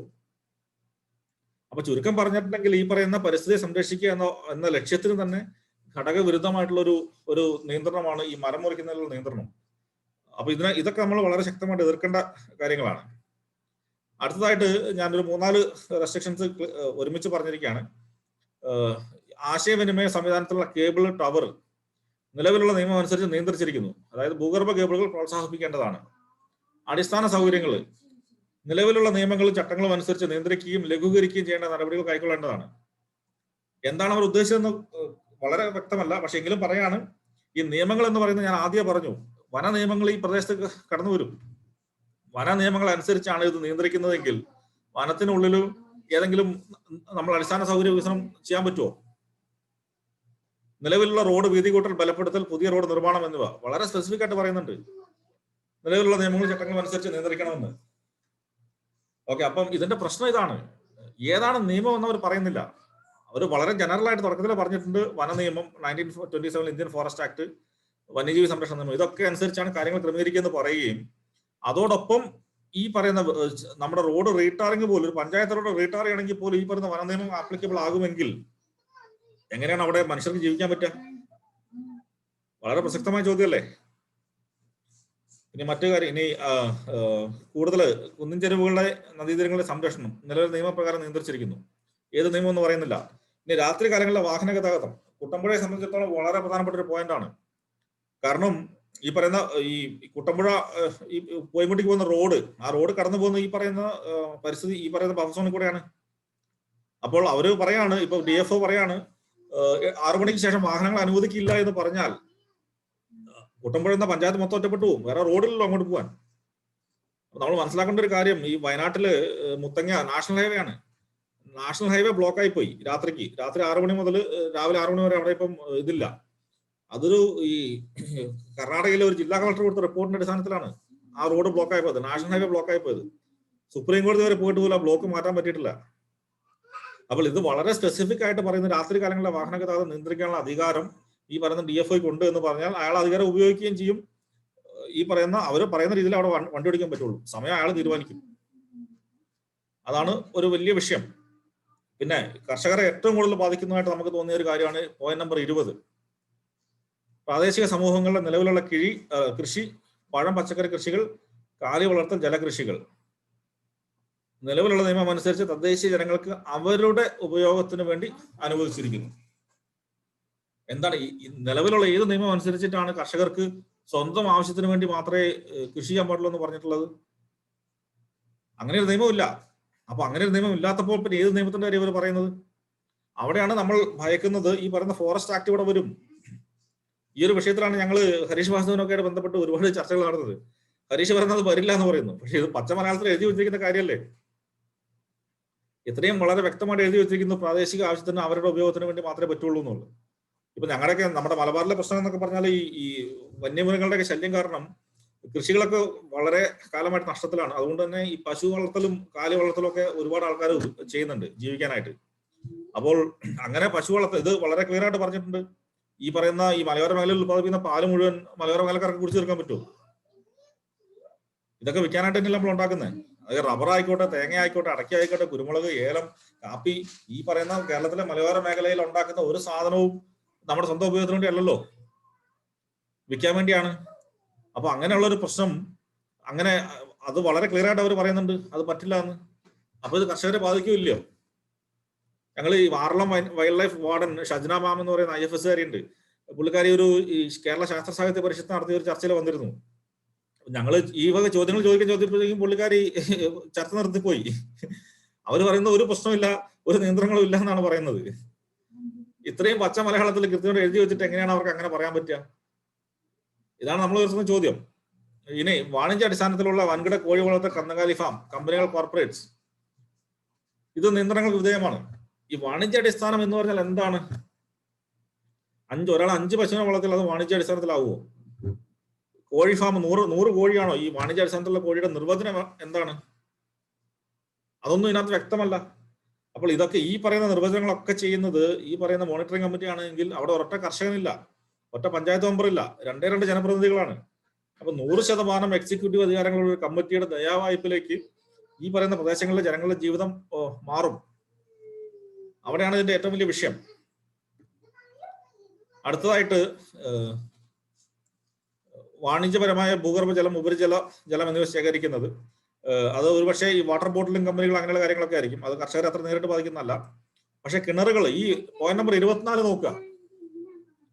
കിണറുകൾ, കുഴൽക്കിണറുകൾ എന്നിവ കാർഷിക ഇതര ആവശ്യങ്ങൾക്കായി ഉപയോഗപ്പെടുത്തുന്നത് ഉചിതമായ അധികാരികളുടെ കർശന മേൽനോട്ടത്തിൽ പ്രവർത്തികൾ ക്രമീകരണ വിധേയമായിരിക്കും. അല്ലെങ്കിൽ കാർഷികം, നമ്മൾ വീട്ടിലേക്ക് ഉപയോഗിക്കുന്ന വെള്ളം പോലും കാർഷികമല്ലല്ലോ. നമ്മളിപ്പോ പൊതുവെ നമ്മുടെ നാട്ടിൽ കാണുന്നത് കാർഷിക ആവശ്യം അല്ലെങ്കിൽ മറ്റാവശ്യം എന്നുള്ള ഒരു വേർതിരിവ് നമ്മൾ കാണിക്കാറില്ല. ഒരു കിണർ അല്ല ഒരു കുളം, അതിന് നല്ല ആവശ്യത്തിന് ഉപയോഗിക്കും. അപ്പൊ കൃഷിക്ക് മാത്രമേ ഉപയോഗിക്കാൻ പറ്റുമെന്ന് നിയമം പറഞ്ഞിട്ട് ഇയാൾ പറയാം വീട്ടാവശ്യത്തിന് പോലും ഉപയോഗിക്കരുത് എന്ന് പറഞ്ഞാൽ നമ്മൾ എന്ത് ചെയ്യും? പിന്നെ എന്താണ് ഈ കാർഷിക ഉപയോഗം? അതെങ്ങനെ നിർവചിക്കും? ഇതൊക്കെ നിർവചിക്കുന്ന ആള് ഇടുക്കി വൈൽഡ് ലൈഫ് വാർഡൻ ആണെങ്കിൽ സാധാരണ കർഷകർക്ക് എന്ത് സംഭവിക്കും എന്നുള്ളത് ആലോചിക്കാവുന്ന കാര്യമല്ലേ ഉള്ളൂ. പിന്നെ പോളിത്തീൻ ബാഗുകളുടെ നിയന്ത്രണം, ഇക്കോ ടൂറിസം, അതൊക്കെ ഉണ്ട്. അതൊക്കെ പിന്നെ അത്ര വലിയ കർഷകരെ നേരിട്ട് ബാധിക്കുന്ന വിഷയങ്ങളല്ല. അപ്പോൾ ഇതൊക്കെയാണ് നേരിട്ട് കർഷകരെ ബാധിക്കുന്ന പ്രശ്നങ്ങളാണ് ഞാനിവിടെ കാണിച്ചത്. പിന്നെ ഈ പ്രൊമോട്ടഡ് ആക്ടിവിറ്റീസ്, അതായത് പ്രോത്സാഹിപ്പിക്കേണ്ട കാര്യങ്ങൾ എന്ന് പറഞ്ഞിട്ട് ഒരു 10ഓളം ആക്ടിവിറ്റീസിന്റെ ലിസ്റ്റ് കൊടുത്തിട്ടുണ്ട്. അതിൽ പറയുന്ന ഒരു സാധനം, അതിൽ പ്രധാനപ്പെട്ട ഒരു കാര്യമാണ് ജൈവ കൃഷി. ജൈവ കൃഷി വളരെ നല്ലൊരു ഐഡിയയാണ്. ഓക്കെ, ജൈവ കൃഷി പ്രോത്സാഹിപ്പിക്കേണ്ട ഒരു കാര്യം തന്നെയാണ്. പക്ഷെ ഇതിന്റെ പ്രശ്നം എന്താണ് ജൈവ കൃഷി എന്നുള്ളത് ഇന്ത്യയിൽ നിലവിലുള്ള ഒരു നിയമപ്രകാരവും നിർവചിക്കപ്പെട്ടിട്ടില്ല. നിയമപ്രകാരം നിർവചിക്കപ്പെടാത്ത ഒരു കാര്യം എങ്ങനെയാണ് അവർ നടപ്പാക്കുക? ഈ ജൈവ കൃഷിയിൽ തന്നെ പല വകുപ്പുകളുണ്ട്. അതായത് ഓർഗാനിക് ഫാമിംഗ് എന്ന് പറയുന്നുണ്ട്, സീറോ ബഡ്ജറ്റ് നാച്ചുറൽ ഫാമിംഗ് എന്ന് പറയുന്നുണ്ട്. അങ്ങനെ പല ടൈപ്പ് ജൈവ കൃഷിയുണ്ട്. ഇപ്പൊ തുരിശ്, നമ്മൾ കവുങ്ങ് കൃഷിക്കൊക്കെ നമ്മൾ തുരിശടിക്കാറുണ്ട്. ഏത് തരം കുമിൾ രോഗം വന്നാലും തുരിശടിക്കും. തുരിശ് കെമിക്കലാണ്. അപ്പൊ തുരിശടി അനുവദനീയമാണോ? തുരിശ് പോലും അടിക്കാൻ പറ്റില്ല എന്ന് ഇയാൾ പറഞ്ഞാൽ നമ്മൾ എന്ത് ചെയ്യും? ഇങ്ങനെയുള്ള പ്രായോഗികമായിട്ടുള്ള ഒരുപാട് വിഷയങ്ങൾ അതിനകത്ത് വന്നിരിക്കുന്നത്. പലതും നിയമപ്രകാരം നിർവചിക്കപ്പെട്ടിട്ടില്ല. അപ്പൊ ഇതുകൊണ്ടൊക്കെയാണ് കർഷകർ ഇതിനെ എതിർക്കുന്നത്. പൊതുവെ ചിലർ പറയുന്നുണ്ട് കർഷകരൊക്കെ ഇതിനെ എതിർക്കുന്നത് അവർ ഇതിനെപ്പറ്റി പഠിക്കാത്തതുകൊണ്ടാണ്, അല്ലെങ്കിൽ പാറമടയുടെയും പാറമടക്കാരുടെ പിണിയാളുകളായിട്ട് കർഷകർ പ്രവർത്തിക്കുന്നു. ഇങ്ങനെയുള്ള ആരോപണങ്ങളൊക്കെ കർഷകർക്കെതിരെ വരുന്നുണ്ട്. അതല്ല പ്രശ്നം. ഇത് വളരെ ക്ലിയർ ആയിട്ട് മറിച്ച മലയാളത്തിൽ എഴുതി വെച്ചിരിക്കുന്ന കാര്യങ്ങളിൽ കർഷകരെ ബാധിക്കുമെന്ന് 100% ഉറപ്പുള്ള കാര്യങ്ങളുണ്ട്. അതുകൊണ്ടാണ് കർഷകർ ഇതിനെ എതിർക്കുന്നത്. അത് സർക്കാരിന് പോലും അംഗീകരിക്കേണ്ടി വന്നു. അതുകൊണ്ടാണ് അവർ ജനവാസ കേന്ദ്രങ്ങൾ ഒഴിവാക്കാൻ ഞങ്ങൾ ശ്രമിക്കാമെന്നൊക്കെ പറഞ്ഞു പോയത്. അപ്പൊ എന്തൊക്കെ നടപടികൾ നടക്കുന്നുണ്ട് നമുക്ക് അതിനെപ്പറ്റി കൃത്യമായിട്ടുള്ള ധാരണയില്ല. ഓക്കെ, ഇനി ഇതിനകത്ത് ഈ ബഫർ സോൺ വന്നാലുള്ള വിഷയങ്ങളെ പറ്റി എന്ത് വരും, എന്ത് സംഭവിക്കും എന്നുള്ളതിനെ പറ്റി വളരെ കൃത്യമായിട്ടുള്ള ഒരു കേസ് സ്റ്റഡി നമുക്ക് ചെയ്യാനുണ്ട്. നമ്മുടെ തൊട്ട് മുന്നിലൊരു ഉദാഹരണമുണ്ട്. അതാണ് തമിഴ്നാട്ടിലെ ഗൂഡല്ലൂർ ജില്ലയിലെ നീലഗിരി ജില്ലയിലെ ഗൂഡല്ലൂർ താലൂക്ക്. 10 വർഷം മുമ്പ് ആണ് ഈ പറയുന്ന ഗൂഡല്ലൂർ താലൂക്കിൽ ആദ്യമായിട്ട് ഈ പറയുന്ന എക്കോ സെൻസിംഗ് സോൺ വന്നത്. അത് വന്ന സമയത്ത് കാടിനോട് ചേർന്നുള്ള 1 കിലോമീറ്റർ ഭാഗം ഉണ്ടായിരുന്നുള്ളൂ.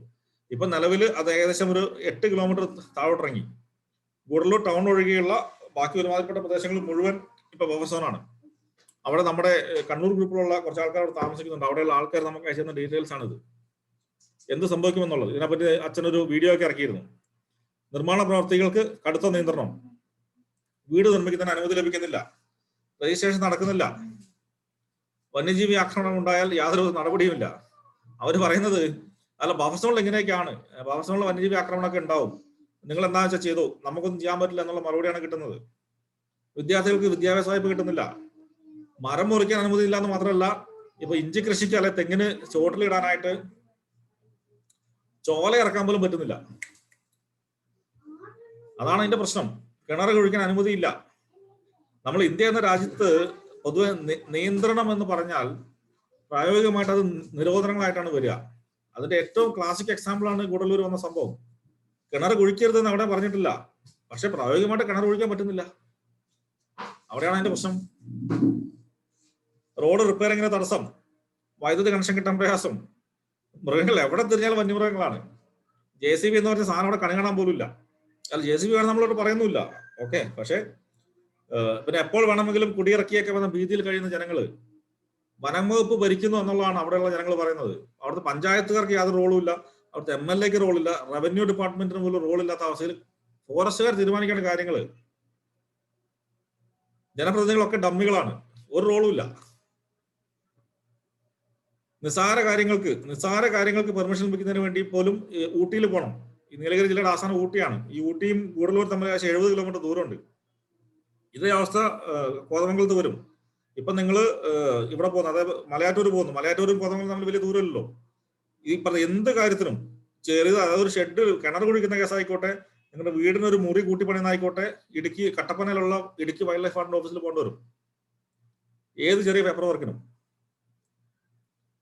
പിന്നെ സ്ഥലം വിൽപ്പന എന്ന് പറഞ്ഞ പരിപാടി നടക്കുന്നില്ല, പുറത്തുനിന്ന് ആരും അവിടെ ഒന്നും വാങ്ങാറുമില്ല. അപ്പൊ അത് ഗൂഡല്ലൂർ അവസ്ഥയാണ്.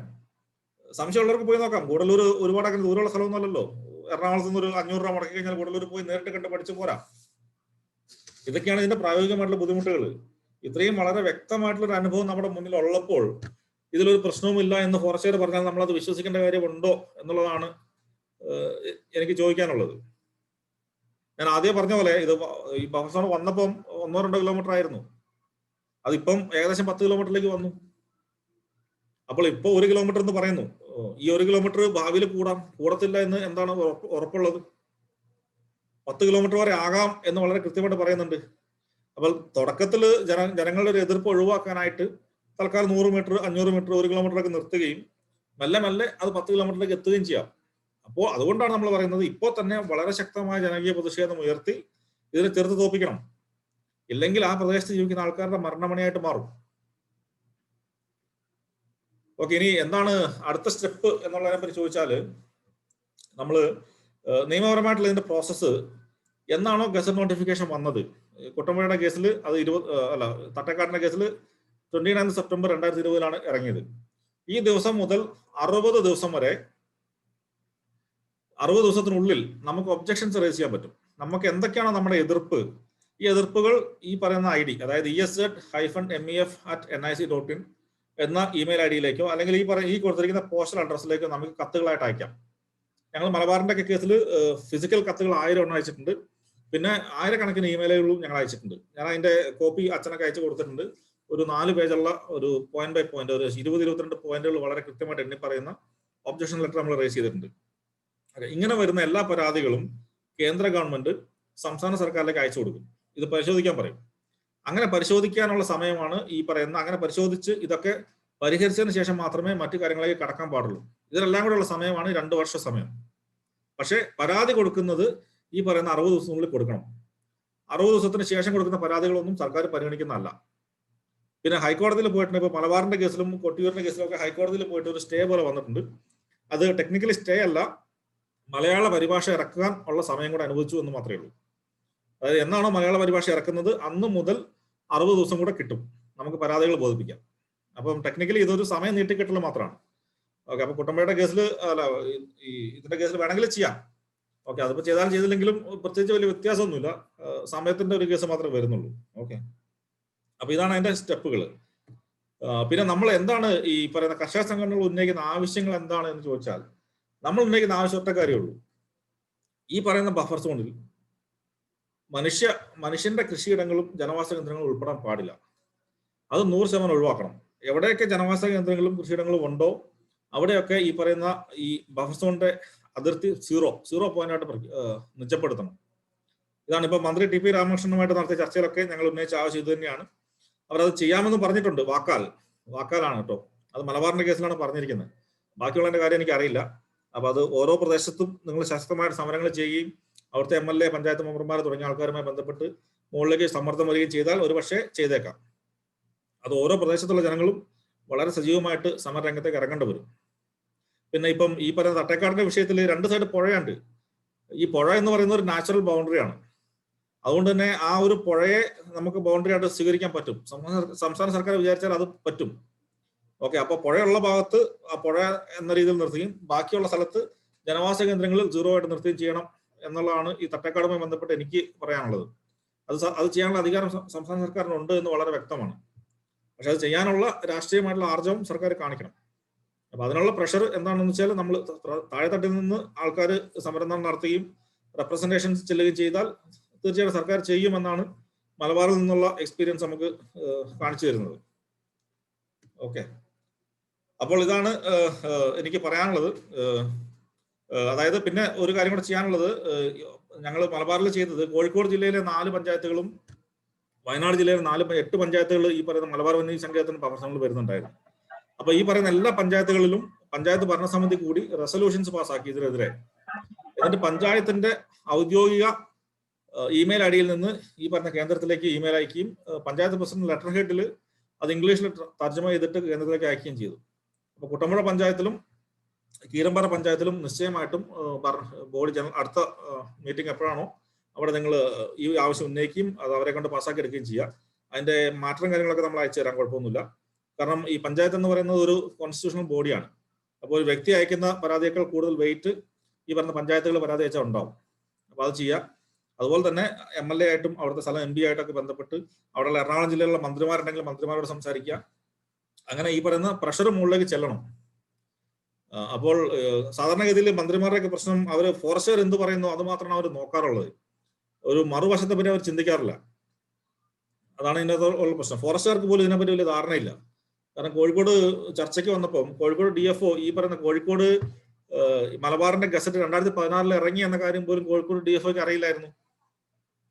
അങ്ങനെ ഒരു ഗസറ്റ് ഇറങ്ങിയിട്ടില്ല എന്ന് അയാൾ പറഞ്ഞു. അപ്പൊ നമ്മൾ അതിന്റെ ഗസറ്റ് നമ്പർ അടക്കം എടുത്ത് കൊടുത്തപ്പോഴാണ് പുള്ളിക്ക് മനസ്സിലായത് ഇത് രണ്ടാമത് വന്ന് റീനോട്ടിഫിക്കേഷൻ ആണ് എന്നുള്ളത്. എന്ന് മാത്രമല്ല, ഒരു വില്ലേജ് മൊത്തം ഉൾപ്പെടുത്തിയിരിക്കുന്ന തെറ്റായിട്ടാണ്. അത് ക്ലറിക്കൽ മിസ്റ്റേക്ക് എന്നാണ് പുള്ളി പറയുന്നത്. അതിൽ രേഖപ്പെടുത്തിയിരിക്കുന്ന തെറ്റ് മലബാറിൽ. അപ്പൊ ഇത് കേന്ദ്ര ഗവൺമെന്റ് ഗസറ്റ് നോട്ടിഫിക്കേഷൻ ആണ്, തമാശ കളിക്കേണ്ട ഒരു സാധനമല്ല. അതിൽ പോലും ഗുരുതരമായിട്ടുള്ള പിഴവുകൾ വന്നിട്ടുണ്ട് ഫോറസ്റ്റ് ഡിപ്പാർട്ട്മെന്റിന്റെ ഭാഗത്തുനിന്ന്. ഈ തട്ടേക്കാടിന്റെ മൊത്തം എടുത്ത് വായിച്ചു നോക്കി ചിലപ്പോൾ അതിനകത്ത് മിസ്റ്റേക്കുകൾ ഉണ്ടാവാം. അപ്പൊ ഇങ്ങനെയുള്ള കാര്യങ്ങളൊക്കെ ഞങ്ങൾ മന്ത്രിയെ ബോധ്യപ്പെടുത്തിയത് കൊണ്ടാണ് അദ്ദേഹം പറഞ്ഞത് നമ്മൾ പുനഃപരിശോധിക്കാം എന്ന് പറഞ്ഞത് ഉറപ്പ് തന്നത്. ഓക്കെ, അപ്പൊ ആ രീതിയിലുള്ള ഒരു പ്രവർത്തനം കൂട്ടമ്പുഴയിലും കീരമ്പാറിലും ഉണ്ടാവണം. ഓക്കെ, അപ്പൊ അത് എങ്ങനെ വേണമെന്നതിനെ പറ്റിയൊക്കെ നമുക്ക് ഇത് കഴിഞ്ഞിട്ട് ചർച്ച ചെയ്യാം. അപ്പൊ നമ്മൾ പറയുന്നത് ഇത്രയേ ഉള്ളൂ. ഇന്നത്തെ ലോകത്തില് കരയുന്ന കൊച്ചിനെ പാലുള്ളൂ, മിണ്ടണം. ഓക്കെ, മിണ്ടാണ്ടിരുന്നിട്ടുണ്ടെങ്കിൽ നല്ല കുട്ടിയായിട്ടിരിക്കുന്നതുകൊണ്ട് ഒരു കാര്യമില്ല. ഓക്കെ, അപ്പൊ മിണ്ടുന്നവരുടെ പേരുകളെ എഴുതപ്പെടുകയുള്ളൂ. നമ്മൾ മലബാറിലെ മേഖലകളിൽ നമ്മൾ മിണ്ടി നമ്മൾ സമരം ചെയ്തു, വളരെ ശക്തമായുള്ള സമ്മർദ്ദം ഉയർത്തിയതിന്റെ ഭാഗമായിട്ട് അവിടെ ഇതൊക്കെ ഒഴിവാക്കി തരാമെന്ന് പറഞ്ഞിട്ടുണ്ട്. അപ്പോൾ തീർച്ചയായിട്ടും കുട്ടമ്പുഴയിലും കീരമ്പാറയിലും ഈ ഒരു മോഡൽ ചെയ്യാം. അപ്പോൾ അതിലേക്കായിട്ടുള്ള ചർച്ചകൾ തുടങ്ങട്ടെ. അപ്പം ഇത് ലാസ്റ്റ് സ്ലൈഡാണ്, എനിക്ക് ഇത്രേ പറയാനുള്ളൂ. അപ്പൊ ബാക്കി കാര്യങ്ങൾ നമുക്കൊരു ഓപ്പൺ ചർച്ചയിൽ കൂടെ ചെയ്യാം. എന്ന് മാത്രമല്ല, ഇത്രയും പ്രസന്റ് ചെയ്തതിൽ നിങ്ങൾക്ക് എന്ത് ചോദ്യങ്ങൾ ഉണ്ടെങ്കിലും അത് ചോദിക്കാം. ഓക്കെ, ഉടനെ തന്നെ നമ്മുടെ അഭിനന്ദ മർത്തിക്കണ്ടത് പിതാവ് വരും. പിതാവിന്റെ ഒരു ചെറിയ മെസ്സേജ്, അതിനുശേഷം നമ്മൾ ഓപ്പൺ ചർച്ചയിലേക്ക് നമ്മൾ പോകും. പിതാവിന് വേണ്ടി നമുക്ക് വെയിറ്റ് ചെയ്യാം. സമയം ഓക്കെ അല്ലേ അച്ഛാ? സമയം ഓക്കെ അല്ലേ? സമയം ഓക്കെയാണ്. റെഡി ആവും. ശരി. അതുവരെയുള്ള സമയത്ത് എന്തെങ്കിലും ചോദിക്കുകയും ചെയ്യാം. അങ്ങോട്ട് എന്തെങ്കിലുമൊക്കെ അതുവരെയുള്ള സമയത്ത് ചോദിക്കാനുണ്ടെങ്കിൽ ചോദിക്കുകയും ചെയ്യാം. പറഞ്ഞോ. ഓക്കെ, 67 പേരുണ്ട്. അപ്പൊ ചോദ്യമുള്ള ആൾക്കാർ അൺമ്യൂട്ട് ചെയ്തിട്ട് ചോദിക്കാം കേട്ടോ.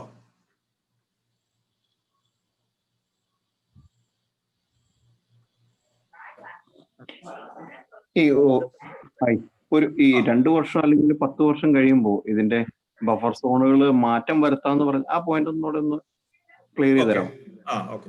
അല്ല, ഇതിൽ പറഞ്ഞിരിക്കുന്നത് നമ്മുടെ ഈ 2011 ഫെബ്രുവരി 9 ഇറങ്ങിയിരിക്കുന്ന ഗൈഡ് ലൈൻസിൽ പറഞ്ഞിരിക്കുന്നത് 0 to 10 കിലോമീറ്റേഴ്സ് എന്നാണ്. 10 കിലോമീറ്റർ വരെ ആകാം എന്നാണ് പറഞ്ഞിരിക്കുന്നത്. ഓക്കെ, അപ്പം ഞാൻ നേരത്തെ പറഞ്ഞ പോലെ ഓരോ പ്രദേശത്തിനനുസരിച്ച് സർക്കാർ തീരുമാനം എടുക്കാം. അപ്പോൾ നിലവിൽ കേരള സർക്കാർ എടുത്തിരിക്കുന്ന തീരുമാനം 0 മുതൽ 1 കിലോമീറ്റർ വരെ എന്നുള്ളതാണ്. അപ്പൊ അത് വേണമെങ്കിൽ മാറ്റാം.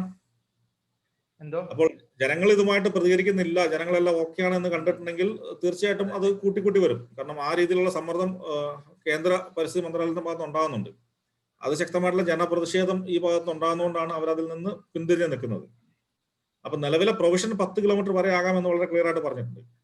അപ്പോൾ ഇപ്പോൾ 100 മീറ്റർ, അതായത് ഇപ്പം നമ്മുടെ ആറളത്തിന്റെ ഞാൻ കാണിച്ചു 100 മീറ്ററേ ഉള്ളൂ. അപ്പൊ അവിടെയുള്ള ജനങ്ങൾ ഞങ്ങളോട് പറഞ്ഞ 100 മീറ്റർ അല്ലേ ഉള്ളൂ, ഞങ്ങളെ കൂടുതൽ ബാധിക്കുന്നില്ല, ഞങ്ങൾ എന്തിനു സമരത്തിന് ഇറങ്ങണം എന്ന് കുറെ പേര് ചോദിച്ചിരുന്നു. 100 മീറ്ററിൽ നിൽക്കുമെന്നൊരു ഉറപ്പില്ലല്ലോ. 100 മീറ്റർ എന്നുള്ള നാളെ 1 കിലോമീറ്റർ ആക്കാം, 5 കിലോമീറ്റർ ആക്കാം, 10 കിലോമീറ്റർ വരെ സർക്കാരിന് ആക്കാൻ പറ്റും. അവിടെയാണ് ഇതിന്റെ പ്രശ്നം.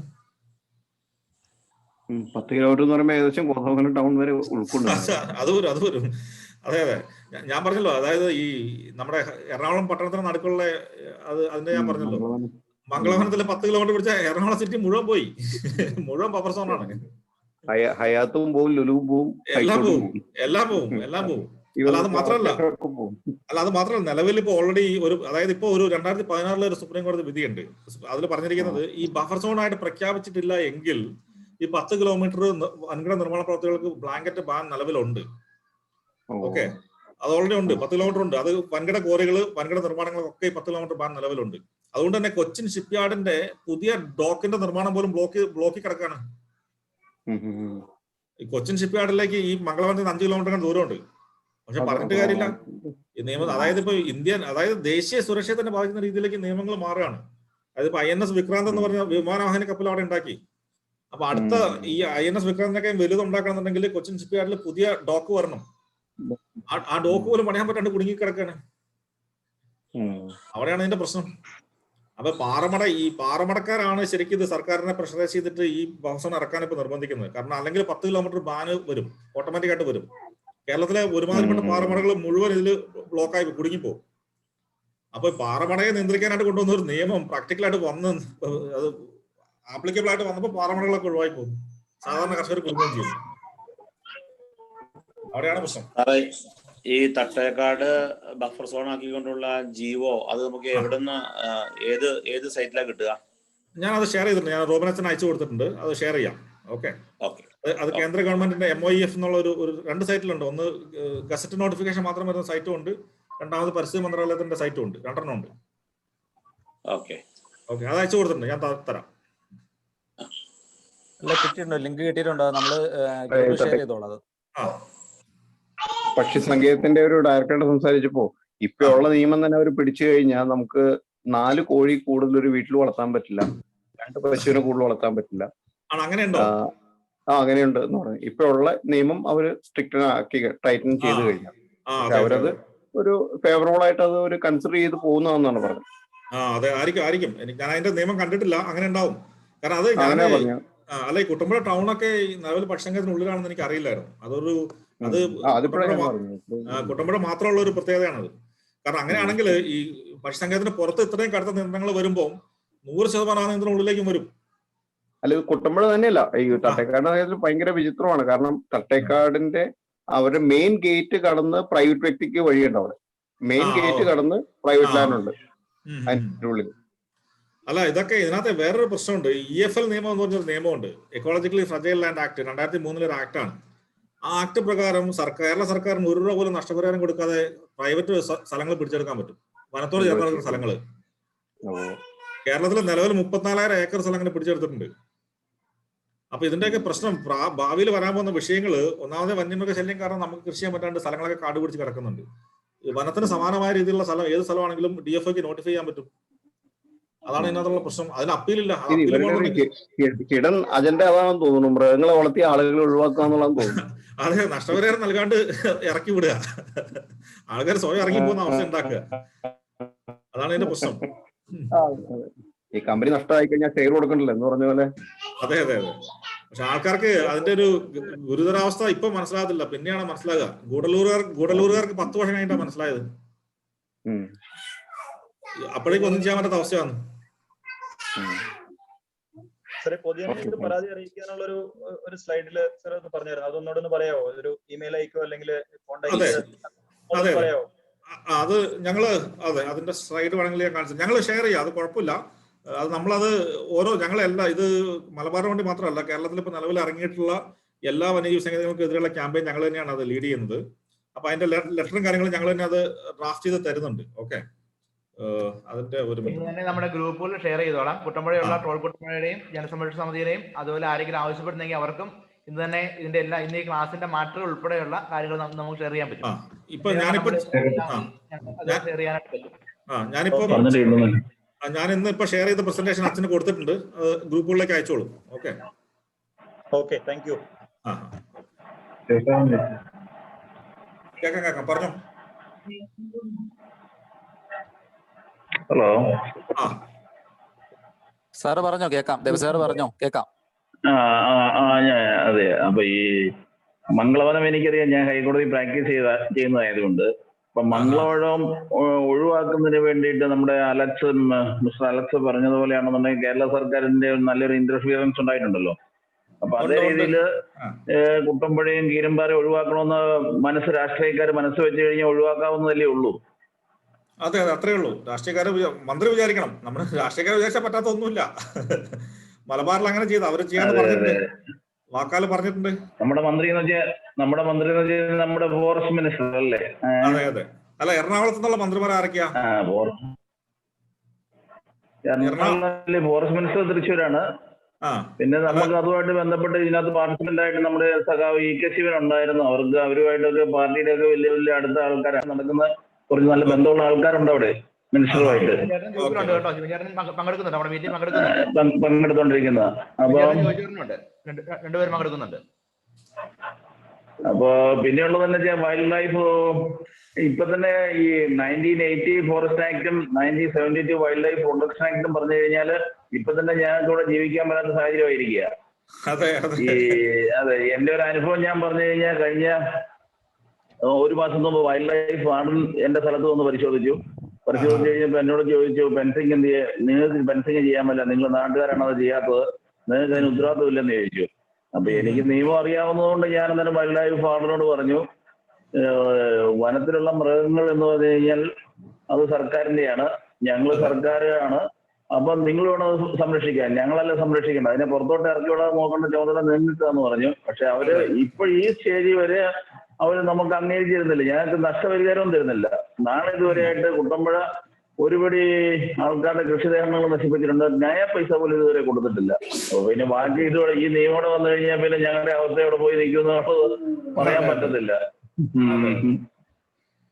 ഞങ്ങൾക്ക് അതെ അതെ അതെ ഞങ്ങൾക്ക് പറഞ്ഞോ സാർ. അല്ല, ഇത് ഒരെണ്ണത്തിൽ മാത്രമുള്ള പ്രശ്നമല്ല, കേരളത്തിൽ 24 എണ്ണം ഉണ്ട്. എന്ന് വെച്ചാൽ മൊത്തം കേരളത്തിൽ ഏകദേശം 5 ലക്ഷം ഏക്കർ സ്ഥലം ഈ പറഞ്ഞ പ്രശ്നങ്ങൾ വരും. അതാണ് അതിന്റെ പ്രശ്നം. ഭയങ്കരമായിട്ട് പ്രഷേഴ്സ് പോകുന്നുണ്ട് ഈ അവരുടെ ഒഫീഷ്യൽ സൈഡിൽ നിന്ന്. അവരുടെ ഏരിയ കുറവാണ്, കാരണം അവിടെ മൃഗങ്ങൾ അത്രയും തിങ്ങി, മൃഗങ്ങൾക്ക് അവരുടെ ഏരിയയിൽ ഇപ്പൊ നിൽക്കാൻ പറ്റുന്നില്ല. അതെ അതെ, ഞങ്ങൾ ഇന്നലെ കാസർഗോഡ്, കണ്ണൂർ, കോഴിക്കോട്, വയനാട് ജില്ലകൾക്ക് വേണ്ടിയിട്ട് ഒരു സെമിനാർ നടത്തിയിരുന്നു. എന്തുകൊണ്ടാണ് ഈ വന്യമൃഗ ശല്യം ഇത്രയും രൂക്ഷമാകുന്നത്, അതിന്റെ ബേസിക് കണക്കുകൾ, നിയമപരമായിട്ടുള്ള പ്രശ്നങ്ങൾ എന്തൊക്കെയെന്നൊക്കെ പറഞ്ഞിട്ട് ഒരു സെമിനാർ നടത്തിയിരുന്നു. അത് മറ്റു ജില്ലകൾക്ക് വേണ്ടി ഞങ്ങൾ അത് ചെയ്യുന്നുണ്ട്. ഞായറാഴ്ച ഞാൻ അതിന്റെ ലിങ്ക് അയച്ചു തരാം. താല്പര്യമുള്ളവർക്ക് അതിൽ ജോയിൻ ചെയ്യാം. ഓ, അലക്സാറെ ഇതിനകത്ത് ഒരു കാര്യം കൂടി സൂചിപ്പിക്കാൻ എന്തോ ഒരു കാര്യം പറയാനുള്ളത്, ഇപ്പൊ നമുക്ക് പറഞ്ഞായിരുന്നു, ഇപ്പൊ തട്ടേക്കാടിന് വേണ്ടിയുള്ള നോട്ടിഫിക്കേഷൻ സെപ്റ്റംബർ 29 കേന്ദ്രത്തിന്റെ വെബ്സൈറ്റിൽ വന്നത്.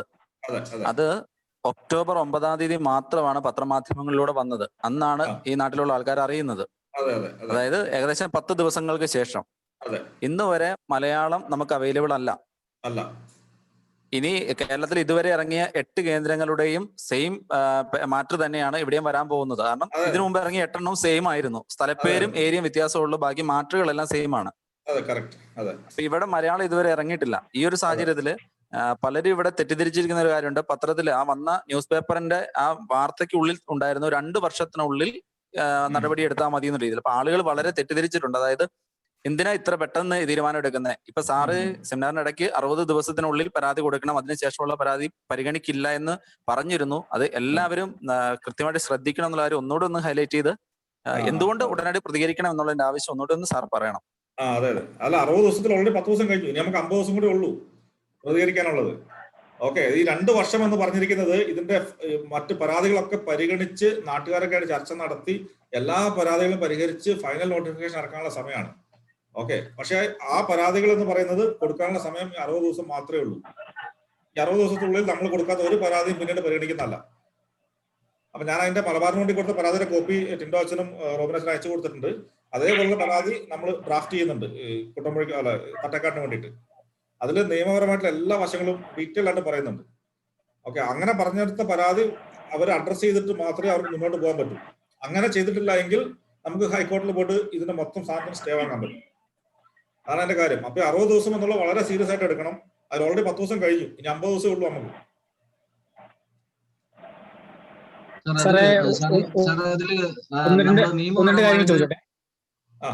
ആരാണ്? സിജുമോൻ പറഞ്ഞോ. സാർ, ഞാനതില് നമ്മളിപ്പോ ഒരു ലീഗൽ ഫൈറ്റിലേക്കും മറ്റു നിയമവശങ്ങളിലേക്ക് കടക്കുമ്പോൾ നമ്മുടെ കുട്ടമ്പുഴയുടെ ഒരു ചെറിയ ചരിത്രത്തിന്റെ ഒരു ഭാഗം കൂടെ സാറിന് ഒന്ന് കേട്ടാൽ എന്തെങ്കിലും സജസ്റ്റ് ചെയ്യാൻ പറ്റുമോ എന്ന് അറിയാൻ വേണ്ടിയാണോ ഈ കാര്യം ചോദിക്കുക. നമ്മുടെ പശ്ചിമഘട്ടത്തെ സംബന്ധിച്ച Kasturi Rangan റിപ്പോർട്ടില് ecologically sensitive area ആയിട്ട് ഒരു മെഷർമെന്റ് വരികയും അത് കേരളത്തിൽ മുഴുവനായിട്ട് 123 വില്ലേജുകളില് 1,64,280 ചതുരശ്ര കിലോമീറ്റർ മാർക്ക് ചെയ്യപ്പെട്ടപ്പോൾ അതിൽ 647 ചതുരശ്ര കിലോമീറ്റർ കുട്ടമ്പുഴ വില്ലേജ് ആയിരുന്നു.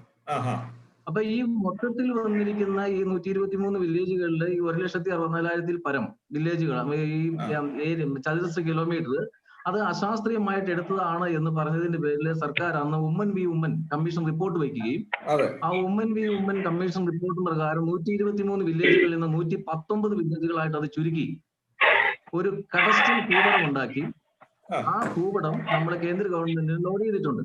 അപ്പൊ ആ കഡസ്ട്രൽ ഭൂപടം ഉണ്ടാക്കിയപ്പോൾ അതിൽ സഹായിച്ച കരീം സാർ അടക്കമുള്ള ആൾക്കാർ നമ്മുടെ ഇപ്പൊ ഈ ഗൂഗിൾ മീറ്റിംഗിൽ അവൈലബിൾ ആണ്.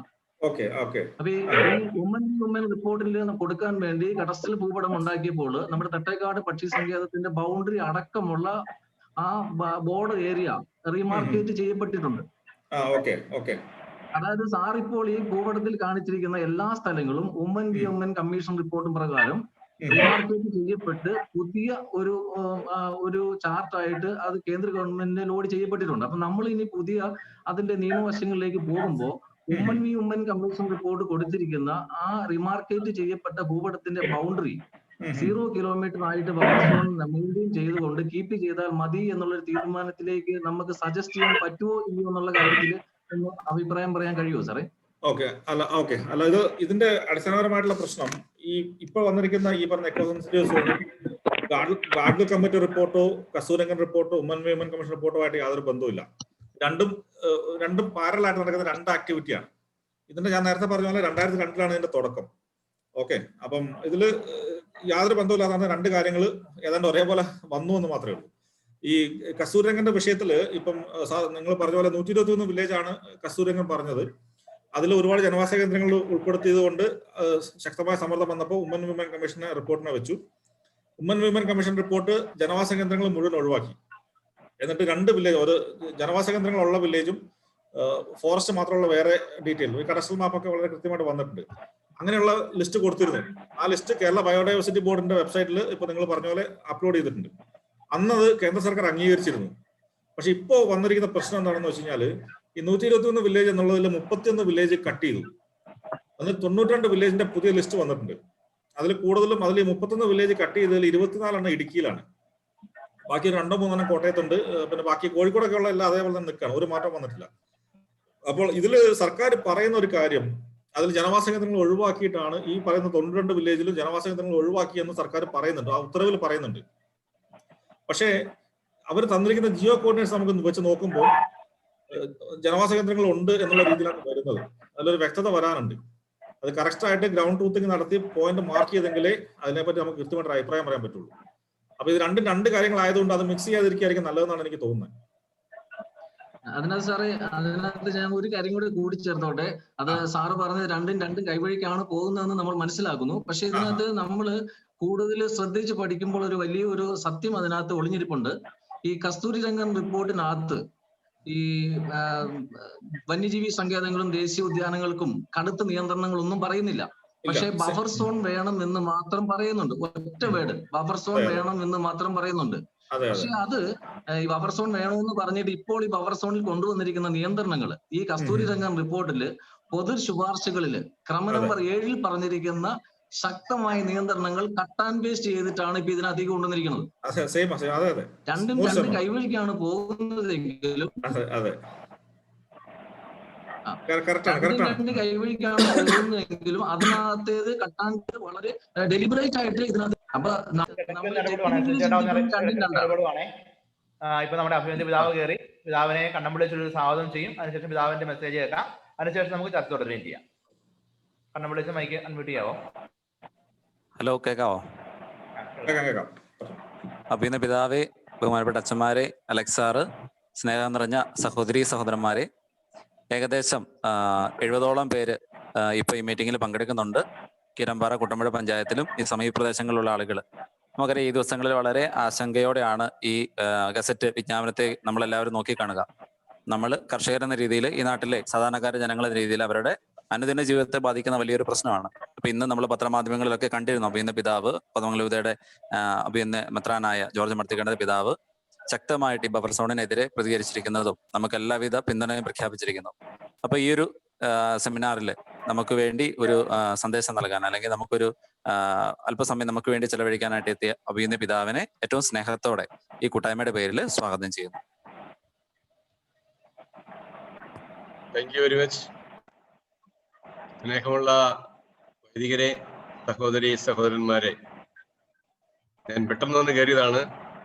എനിക്കൊരു ധ്യാനത്തിന്റെ പ്രോഗ്രാം ആയിരുന്നു, അത് കഴിഞ്ഞിട്ട് പെട്ടെന്ന് വന്നതാണ്. അതുകൊണ്ട് നടക്കുന്ന കാര്യങ്ങളെ കുറിച്ചൊന്നും എനിക്ക് കൃത്യം അറിയില്ലായിരുന്നു. എങ്കിലും അലക്സ് സാറാണ് ക്ലാസ് എടുത്തത് മനസ്സിലായി.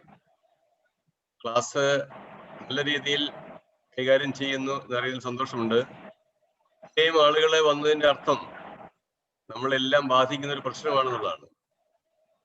ഈ പ്രദേശത്തിന് ഏറെ പ്രതികൂലമായിട്ട് ബാധിക്കുന്ന സാഹചര്യങ്ങൾ ഉണ്ടാകുമ്പോൾ ആ സാഹചര്യങ്ങളെ അതിജീവിച്ചു പോകാനുള്ള വലിയ ഒരു കരുത്ത് നമുക്ക് ഉണ്ടാകണം. ഇത്രയും പേര് ഈ വെബിനാറിൽ പങ്കെടുക്കുവാൻ വന്നു എന്നുള്ളത് തന്നെ തെളിവാണ്. നമ്മൾ ഒരുമിച്ച് നിൽക്കേണ്ടിയിരിക്കുന്നു. പ്രതികൂല സാഹചര്യങ്ങളെ നേരിടുവാനായിട്ട് തനിച്ച് നമുക്ക് സാധിക്കില്ല. അതുകൊണ്ട് ആ പ്രദേശത്തുള്ളവരും അതുപോലെ തന്നെ ഈ ജനങ്ങളുടെ നന്മ ആഗ്രഹിക്കുന്നവരുമായ ആളുകൾ എല്ലാവരും ഒരുമിച്ച് വരേണ്ടിയിരിക്കുന്നു. ഇപ്പോഴത്തെ കാലത്ത് നമുക്കറിയാം നല്ല ചിന്താഗതിയുള്ളവരുണ്ട്. പ്രകൃതിയെ സംരക്ഷിക്കണം, മൃഗങ്ങളെ സംരക്ഷിക്കണം, പക്ഷികളെ സംരക്ഷിക്കണം. പക്ഷെ മനുഷ്യരെ സംരക്ഷിക്കാനായിട്ട് പലർക്കും താല്പര്യമില്ലെന്ന് എനിക്ക് തോന്നുന്നു. അതുകൊണ്ട് മനുഷ്യരെ സംരക്ഷിക്കുക എന്നുള്ളതാണ് പ്രധാനപ്പെട്ട കാര്യം എന്നുള്ള ആ ചിന്ത, അത് നമ്മളിലൂടെ മറ്റുള്ളവർക്ക് നാം കൊടുക്കണം. നമുക്കറിയാം ദൈവം മനുഷ്യരെ സൃഷ്ടിച്ച് എല്ലാ സസ്യജാലങ്ങളെയും സൃഷ്ടിച്ചതിന് ശേഷമാണ് മനുഷ്യനെ സൃഷ്ടിച്ചത്. അപ്പൊ അത് പറഞ്ഞ് എല്ലാവർക്കും മനസ്സിലാവുന്ന എനിക്കറിയില്ല.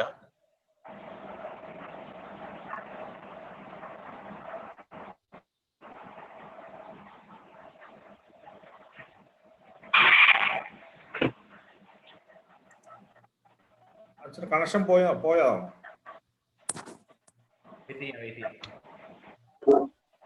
അലക്സ് സാറേ, പിതാവിനോട് ബാക്കിയുള്ളവരൊന്ന് അൺമ്യൂട്ട് ചെയ്യാവോ? അല്ല, അത് ഞാൻ മൊത്തം അൺമ്യൂട്ട് ചെയ്യാനേ പറ്റുള്ളൂ. പിതാവിനോട് മാത്രം ഒന്ന് അൺമ്യൂട്ട് ചെയ്ത് സംസാരിക്കാൻ പറഞ്ഞാൽ മതി. ഓക്കെ, ഞാൻ എല്ലാരും മ്യൂട്ട് ചെയ്തിട്ടുണ്ട്. പിതാവിനോട് മാത്രം ഒന്ന് അൺമ്യൂട്ട് ചെയ്തിട്ട് സംസാരിക്കാൻ പറ കേട്ടോ.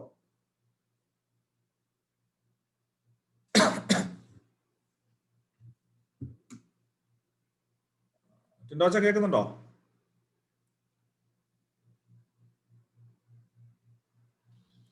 കേൾക്കാം. ഓക്കെ.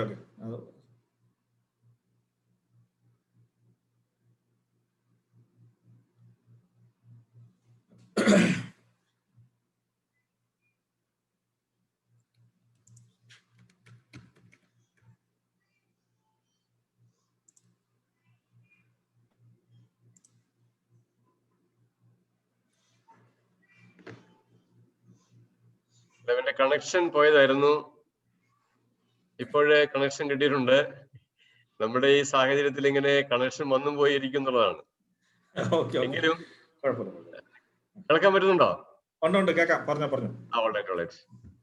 അപ്പോൾ ഇന്നത്തെ സാഹചര്യത്തില് ഈ ദൈവം മനുഷ്യനെ സൃഷ്ടിച്ചത് ഈ സൃഷ്ടിജാലങ്ങളെല്ലാം സൃഷ്ടിച്ചതിന് ശേഷമാണ്. അതിന്റെ അർത്ഥം ഈ മനുഷ്യർക്ക് വേണ്ടി ഉള്ളതാണ് ഈ ഭൂമിയും സൃഷ്ടിജാലങ്ങളും എല്ലാം എന്ന് കരുതി മനുഷ്യൻ പ്രകൃതി നശിപ്പിക്കാനോ അല്ലെങ്കിൽ മൃഗങ്ങളെ കൊന്നൊടുക്കാനോ അല്ല ഉദ്ദേശിക്കുന്നത്. ഒരു സഹവർത്തിത്വം എന്നുള്ളതാണ് ഉദ്ദേശിക്കുന്നത്. അപ്പൊ എല്ലാവരും ഒരുമിച്ച് ജീവിക്കണം. അത് പരസ്പരം സഹായിച്ച് അല്ലെങ്കിൽ പരസ്പരം സഹകരിച്ച് മുന്നോട്ട് പോവുക എന്നുള്ളതാണ്. മൃഗങ്ങളെ എല്ലാം നമുക്ക് കൊന്നുകളയാൻ പറ്റില്ല. മൃഗങ്ങൾ ഉണ്ടാകണം, അതുപോലെ വനം ഉണ്ടാകണം, കൃഷിഭൂമി ഉണ്ടാകണം, ഇതെല്ലാം നമുക്ക് വേണം. പക്ഷെ അതിന് ആനുപാതികമായിട്ട് ഒരു സാഹചര്യം ഉണ്ടാകണം.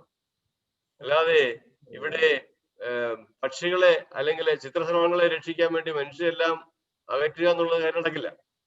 അത് ശരിയായിട്ടൊരു മനോഭാവം അല്ല.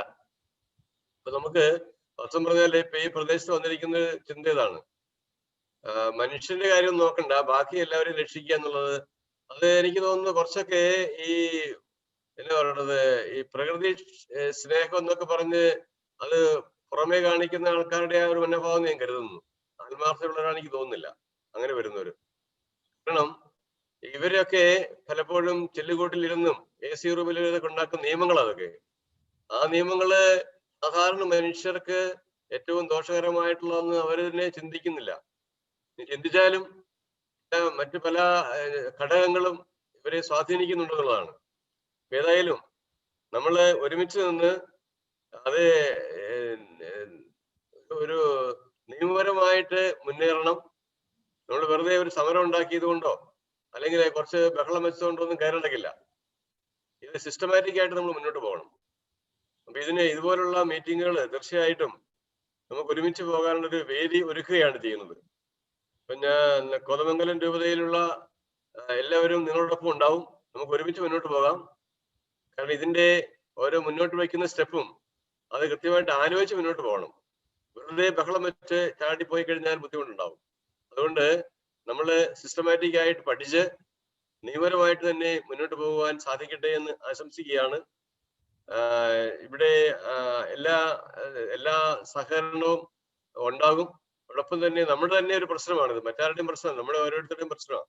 അപ്പൊ നമ്മൾ ഒരുമിച്ച് ഈ പ്രശ്നത്തെയും അഭിമുഖീകരിക്കുവാൻ ഇടയായി തീരട്ടെ എന്ന് ഞാൻ ആശംസിക്കുകയാണ്.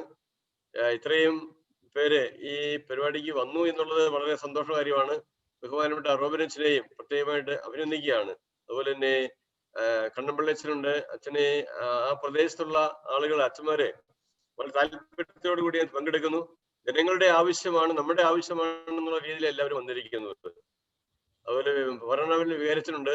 അപ്പൊ അങ്ങനെ അച്ഛന്മാര്, അതുപോലെ തന്നെ അൽമായ സഹോദരി സഹോദരന്മാര്, വിവിധ മത അനുയായികള് എല്ലാവരും ഉണ്ട്. ഇവിടെ മതം നോക്കേണ്ട കാര്യമില്ല, നമ്മുടെ ജനങ്ങളുടെ നന്മയാണ് നോക്കേണ്ടത്. ആ ജനങ്ങളുടെ നന്മയ്ക്ക് വേണ്ടി പ്രവർത്തിക്കുവാൻ സാധിക്കട്ടെ എന്ന് ആശംസിക്കുകയാണ്. എല്ലാ നന്മകളും നേരുന്നു. ദൈവത്തോട് നമ്മള് ചേർന്നുകൊണ്ട് മുന്നോട്ട് പോകാൻ സാധിക്കട്ടെ. ദൈവം നിങ്ങളെ സമർത്ഥമായി അനുഗ്രഹിക്കട്ടെ. ഇത് നമുക്ക് പിന്നോട്ട് പോകേണ്ട ആവശ്യമില്ല, മുന്നോട്ട് തന്നെ പോകണം. അതിനെല്ലാ ശക്തിയും ദൈവം തരും. പരസ്പരം സഹകരിച്ച് മുന്നോട്ട് പോവാം. ഒരിക്കൽ കൂടി എല്ലാ നന്മകളും നേരുന്നു. എല്ലാ അഭിനന്ദനങ്ങളും അറിയിക്കുന്നു. ആൽബിൻ ഒരു വാക്ക് നന്ദി പറയും. ടോൾക്കൊട്ടുപുഴയുടെ ഭാഗത്തുനിന്ന് ആൽബിൻ. എല്ലാവർക്കും നമസ്കാരം. ഒപ്പം തന്നെ അഭിമന്യ പിതാവിന് ഏറെ സ്നേഹത്തോടെ നന്ദി പറയുന്നു. ഈ ഒരു പ്രതികൂല സാഹചര്യത്തില് നമ്മളോടൊപ്പം ചേർന്ന് നിന്നുകൊണ്ട് നമ്മുടെ നാടിന് വേണ്ടി, പ്രത്യേകിച്ച് കുട്ടമ്പുഴയ്ക്കും കീരമ്പാറയ്ക്കും വരാൻ പോകുന്ന ഈ ഒരു ഭവിഷ്യത്തിനെ ഏറെ തന്മയത്വത്തോടെ പഠിക്കാനും അതുപോലെ തന്നെ ചേർത്ത് നിർത്തി ഒരു അമ്മക്കോഴി കുഞ്ഞുങ്ങളെ ചേർത്ത് നിർത്തി സ്നേഹിക്കുന്നത് പോലെ നമ്മളെ ചേർത്ത് നിർത്തി തൻ്റെതായിട്ടുള്ള തിരക്കുകളെല്ലാം മാറ്റിവെച്ച് നമ്മളോട് കാണിച്ച ആ ഒരു സ്നേഹത്തിന് ഏറെ സ്നേഹത്തില് നമ്മുടെ ഭാഗത്തു നിന്ന്, പ്രത്യേകിച്ച് ഇന്നിവിടെ ഈ ഒരു സൂം മീറ്റിംഗിൽ പങ്കെടുക്കുന്ന എല്ലാവരുടെയും പേരിൽ അഭിമന്യ പിതാവിനോടുള്ള നന്ദിയും കടപ്പാടും അറിയിക്കുന്നു. തുടർന്നും നമ്മൾ ഒരുമിച്ച് ഒറ്റക്കെട്ടായി മുന്നേറും എന്ന് അടിയുറച്ച് പറഞ്ഞുകൊണ്ട് എന്റെ വാക്കുകൾ ഉപസംഹരിക്കുന്നു. നന്ദി. Thank you. ഓക്കെ, നമുക്ക് ചർച്ച തുടരാം കേട്ടോ. ചർച്ച തുടരാം. പറഞ്ഞ സുചേട്ടനായിരുന്നു അവസാനം പറഞ്ഞിട്ട് തന്നെ തുടരാം. സുചേട്ടാ, ഞാൻ അതിലേക്ക് ഒന്നും കൂടെ വരികയാണ്. അലക്സ് സാറേ ഓഡിബിൾ ആണോ? അലക്സ് സാറേ, ഒരു കാര്യം ഞാൻ ചോദിച്ചത്രേ ഉള്ളായിരുന്നു. നമുക്ക് അന്ന് ആ ഡിമാർക്കേറ്റ് ചെയ്യപ്പെട്ട് എടുത്തിട്ട് ആ കമ്മീഷന്റെ ആ കഡസ്റ്റൽ ഭൂപടം നമുക്ക് ഡിപ്പെൻഡ് ചെയ്യാൻ പറ്റുമോ എന്നുള്ളതായിരുന്നു ഒരു ചോദ്യം. അത് സാറൊന്ന് മനസ്സിൽ വെക്കണം. രണ്ടാമത് ഞാൻ പറഞ്ഞത് രണ്ടും ടെക്നിക്കലി രണ്ടും കൈവരിക്കാൻ.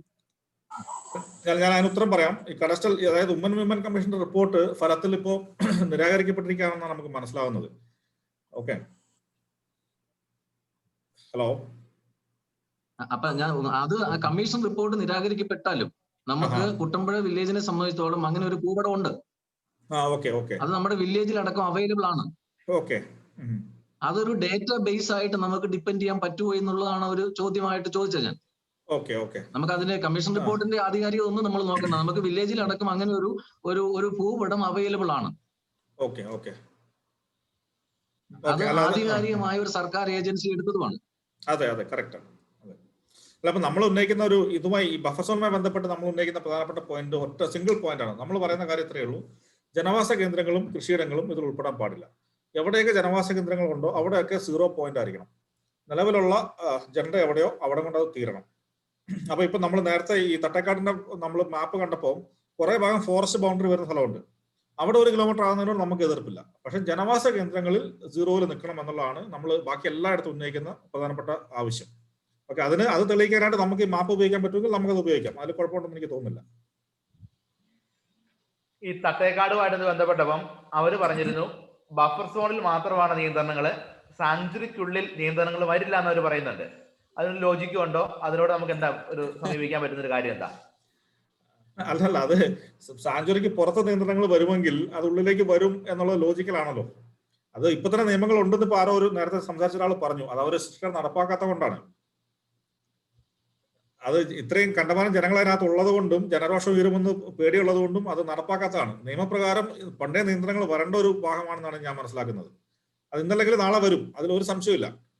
അത് ആത്യന്തികമായിട്ട് നമ്മൾ തട്ടേക്കാടിന്റെ വിഷയത്തിൽ 2 തരത്തിൽ ചെയ്യണം. ഒന്ന് ബഫർ സോണുമായി ബന്ധപ്പെട്ട സ്പെസിഫിക്കലി പുറത്തേക്കുള്ള വിഷയങ്ങൾ അത് 0-ൽ നിൽക്കണം എന്ന് മാത്രമല്ല, നിലവിൽ തട്ടേക്കാട് ബേർഡ് സാങ്ച്വറിക്ക് ഉള്ളിൽ വരുന്ന ജനവാസ കേന്ദ്രങ്ങൾ ഡിമാർക്കേറ്റ് ചെയ്തുകൊണ്ട് തട്ടേക്കാടിന്റെ പുതിയ മാപ്പ് ഇറക്കണം. അതിന്റെ ബൗണ്ടറി മാറ്റി വരയ്ക്കണം. അതിനുള്ള സമരങ്ങളും കൂടെ നമ്മൾ ചെയ്യേണ്ടി വരും. കാരണം അല്ലെങ്കിൽ ഈ പറയുന്ന കുട്ടമ്പുഴ, അങ്ങാടി അടക്കമുള്ള പ്രദേശങ്ങൾ മുഴുവൻ ഈ പറയുന്ന നിയന്ത്രണങ്ങൾ നാളെ വരും. അത് വരുമെന്ന കാര്യത്തിൽ ഒരു സംശയം വേണ്ട. എന്നുള്ള ചോദ്യം മാത്രമേ ഉള്ളൂ. അതിന്റെ ബൗണ്ടറി റിവൈസ് ചെയ്യേണ്ടി വരും. അത് മാത്രമേ ഉള്ളൂ ഇതിനൊരു ശാശ്വത പരിഹാരം. ശരിക്കും എനിക്ക് 1-2 കാര്യങ്ങൾ പറഞ്ഞോട്ടെ. ഒന്ന്, നമ്മുടെ കേരളത്തിൽ പൊതുവെ പല ജില്ലകളിലും വനമേഖലയുമായിട്ട് ബന്ധപ്പെട്ടാണ് കൃഷികളെല്ലാം നടക്കുന്നത്. പല ജനങ്ങൾക്കും ഈ വനത്തിൽ നിന്നുള്ള മൃഗങ്ങളുടെ ശല്യം വളരെ രൂക്ഷമാണ്. രണ്ടാമതായിട്ട് ഈ മംഗൾവനം പോലെയുള്ള എറണാകുളത്തെ പ്രശ്നം പറഞ്ഞു. അവിടെയൊക്കെ അത് പ്രൊട്ടക്ട് ചെയ്യാൻ പറ്റിയെങ്കിൽ അത് രാഷ്ട്രീയ നേതൃത്വത്തിന്റെ ഒരു ഇച്ഛാശക്തി കൂടിയാണ്. അപ്പൊ അതുകൊണ്ട് ഈ ഒരു ഇത്തരത്തിലുള്ള കാര്യങ്ങളിൽ ശക്തമായ നിയന്ത്രണം വരണമെന്നുണ്ടെങ്കിൽ രാഷ്ട്രീയമായിട്ടുള്ള ഒരു ആളുകളുടെ സപ്പോർട്ട് കൃഷിക്കാർക്ക് അത്യാവശ്യമുണ്ട്. അപ്പൊ അവരെ എങ്ങനെ ഈ കാര്യങ്ങൾ പറഞ്ഞ് നമുക്ക് ബോധ്യപ്പെടുത്താൻ പറ്റും, അവരുടെ യഥാർത്ഥത്തിലുള്ള പിന്തുണ നമുക്ക് എങ്ങനെ നേടാൻ പറ്റും എന്നുള്ള വളരെ ശക്തമായിട്ട് ചിന്തിക്കുന്ന ഒരു കാലമാണെന്ന് എനിക്ക് തോന്നുന്നു. തീർച്ചയായിട്ടും അതെ അതെ അത് വളരെ പ്രസക്തമായിട്ടുള്ള കാര്യമാണ്. ഇത് അടിസ്ഥാനപരമായിട്ട് രാഷ്ട്രീയ പാർട്ടികൾക്കും ഇപ്പൊ നിലവിലെ ഭരണാധികാരികൾക്കും പരിഹരിക്കാൻ പറ്റുന്ന ഒരു പ്രശ്നമാണ്. അപ്പൊ ഇതിന്റെ ഗുരുതരാവസ്ഥ അവരെ മനസ്സിലാക്കി കൊടുക്കുക എന്നുള്ളതാണ് നമ്മൾ ചെയ്യേണ്ട ഒരു കാര്യം. ഒരു പക്ഷേ അവർക്ക് കൃത്യമായ ധാരണ ഇല്ലായിരിക്കാം. കാരണം നമ്മളിപ്പോ ഒരുപാട് രാഷ്ട്രീയക്കാരുമായിട്ട് സംസാരിക്കുന്നുണ്ട് ഈ വിഷയങ്ങൾ എല്ലാ ജില്ലകളിലും. അതിൽ നിന്നൊക്കെ നമുക്ക് മനസ്സിലായ ഒരു കാര്യം അവർക്ക് ഇതിനെപ്പറ്റി കൃത്യമായ ധാരണയില്ല എന്ന് തന്നെയാണ്. വളരെ പ്രധാനപ്പെട്ട ഒരു പോയിന്റ് ആണ് നിങ്ങളിപ്പോ പറഞ്ഞത്. അപ്പം നമ്മളിപ്പോ പറഞ്ഞാൽ ഈ ഒരു പ്രസന്റേഷൻ അതുപോലെ തന്നെ നമ്മൾ ലഘുലേഖകൾ ഈ പോയിന്റ് വെച്ചിട്ടുള്ള ലഘുലേഖകൾ നമ്മൾ വീടുകളിൽ കൊടുക്കുക, രാഷ്ട്രീയക്കാരെ കണ്ട് സംസാരിക്കുക, MLA മാര് MP മാര് മന്ത്രിമാര് അവരെയൊക്കെ കണ്ട് ഇതിന്റെ ഗുരുതരാവസ്ഥ ബോധ്യപ്പെടുത്തുക എന്നുള്ളതാണ് നമുക്ക് ചെയ്യേണ്ടത്.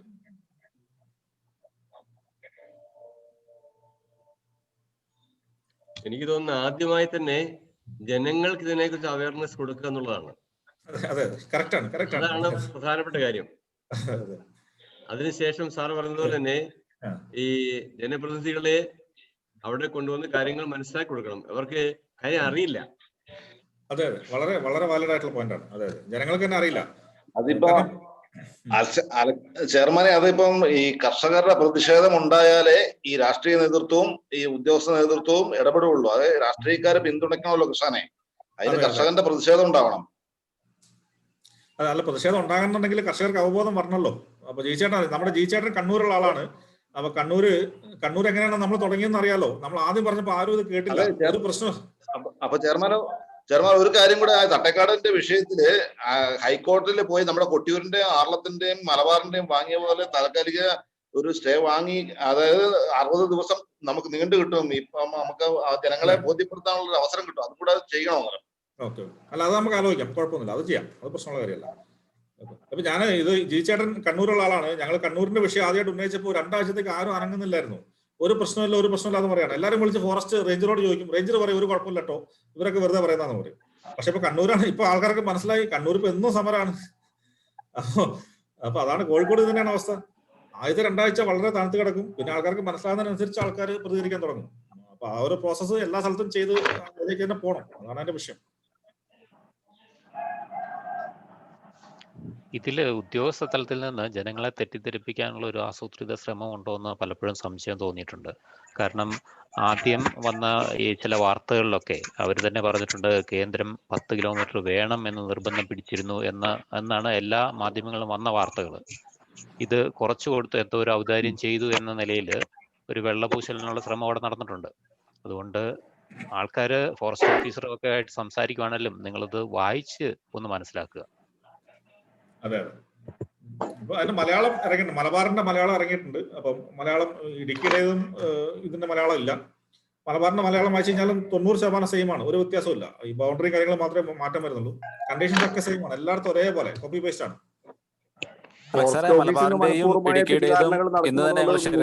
ശരിയാണ്. എന്താ അരുൺ ഒന്നുകൂടെ പറയാവോ? കേട്ടില്ല. ഫോറസ്റ്റ് ഓഫീസിൽ നിന്ന്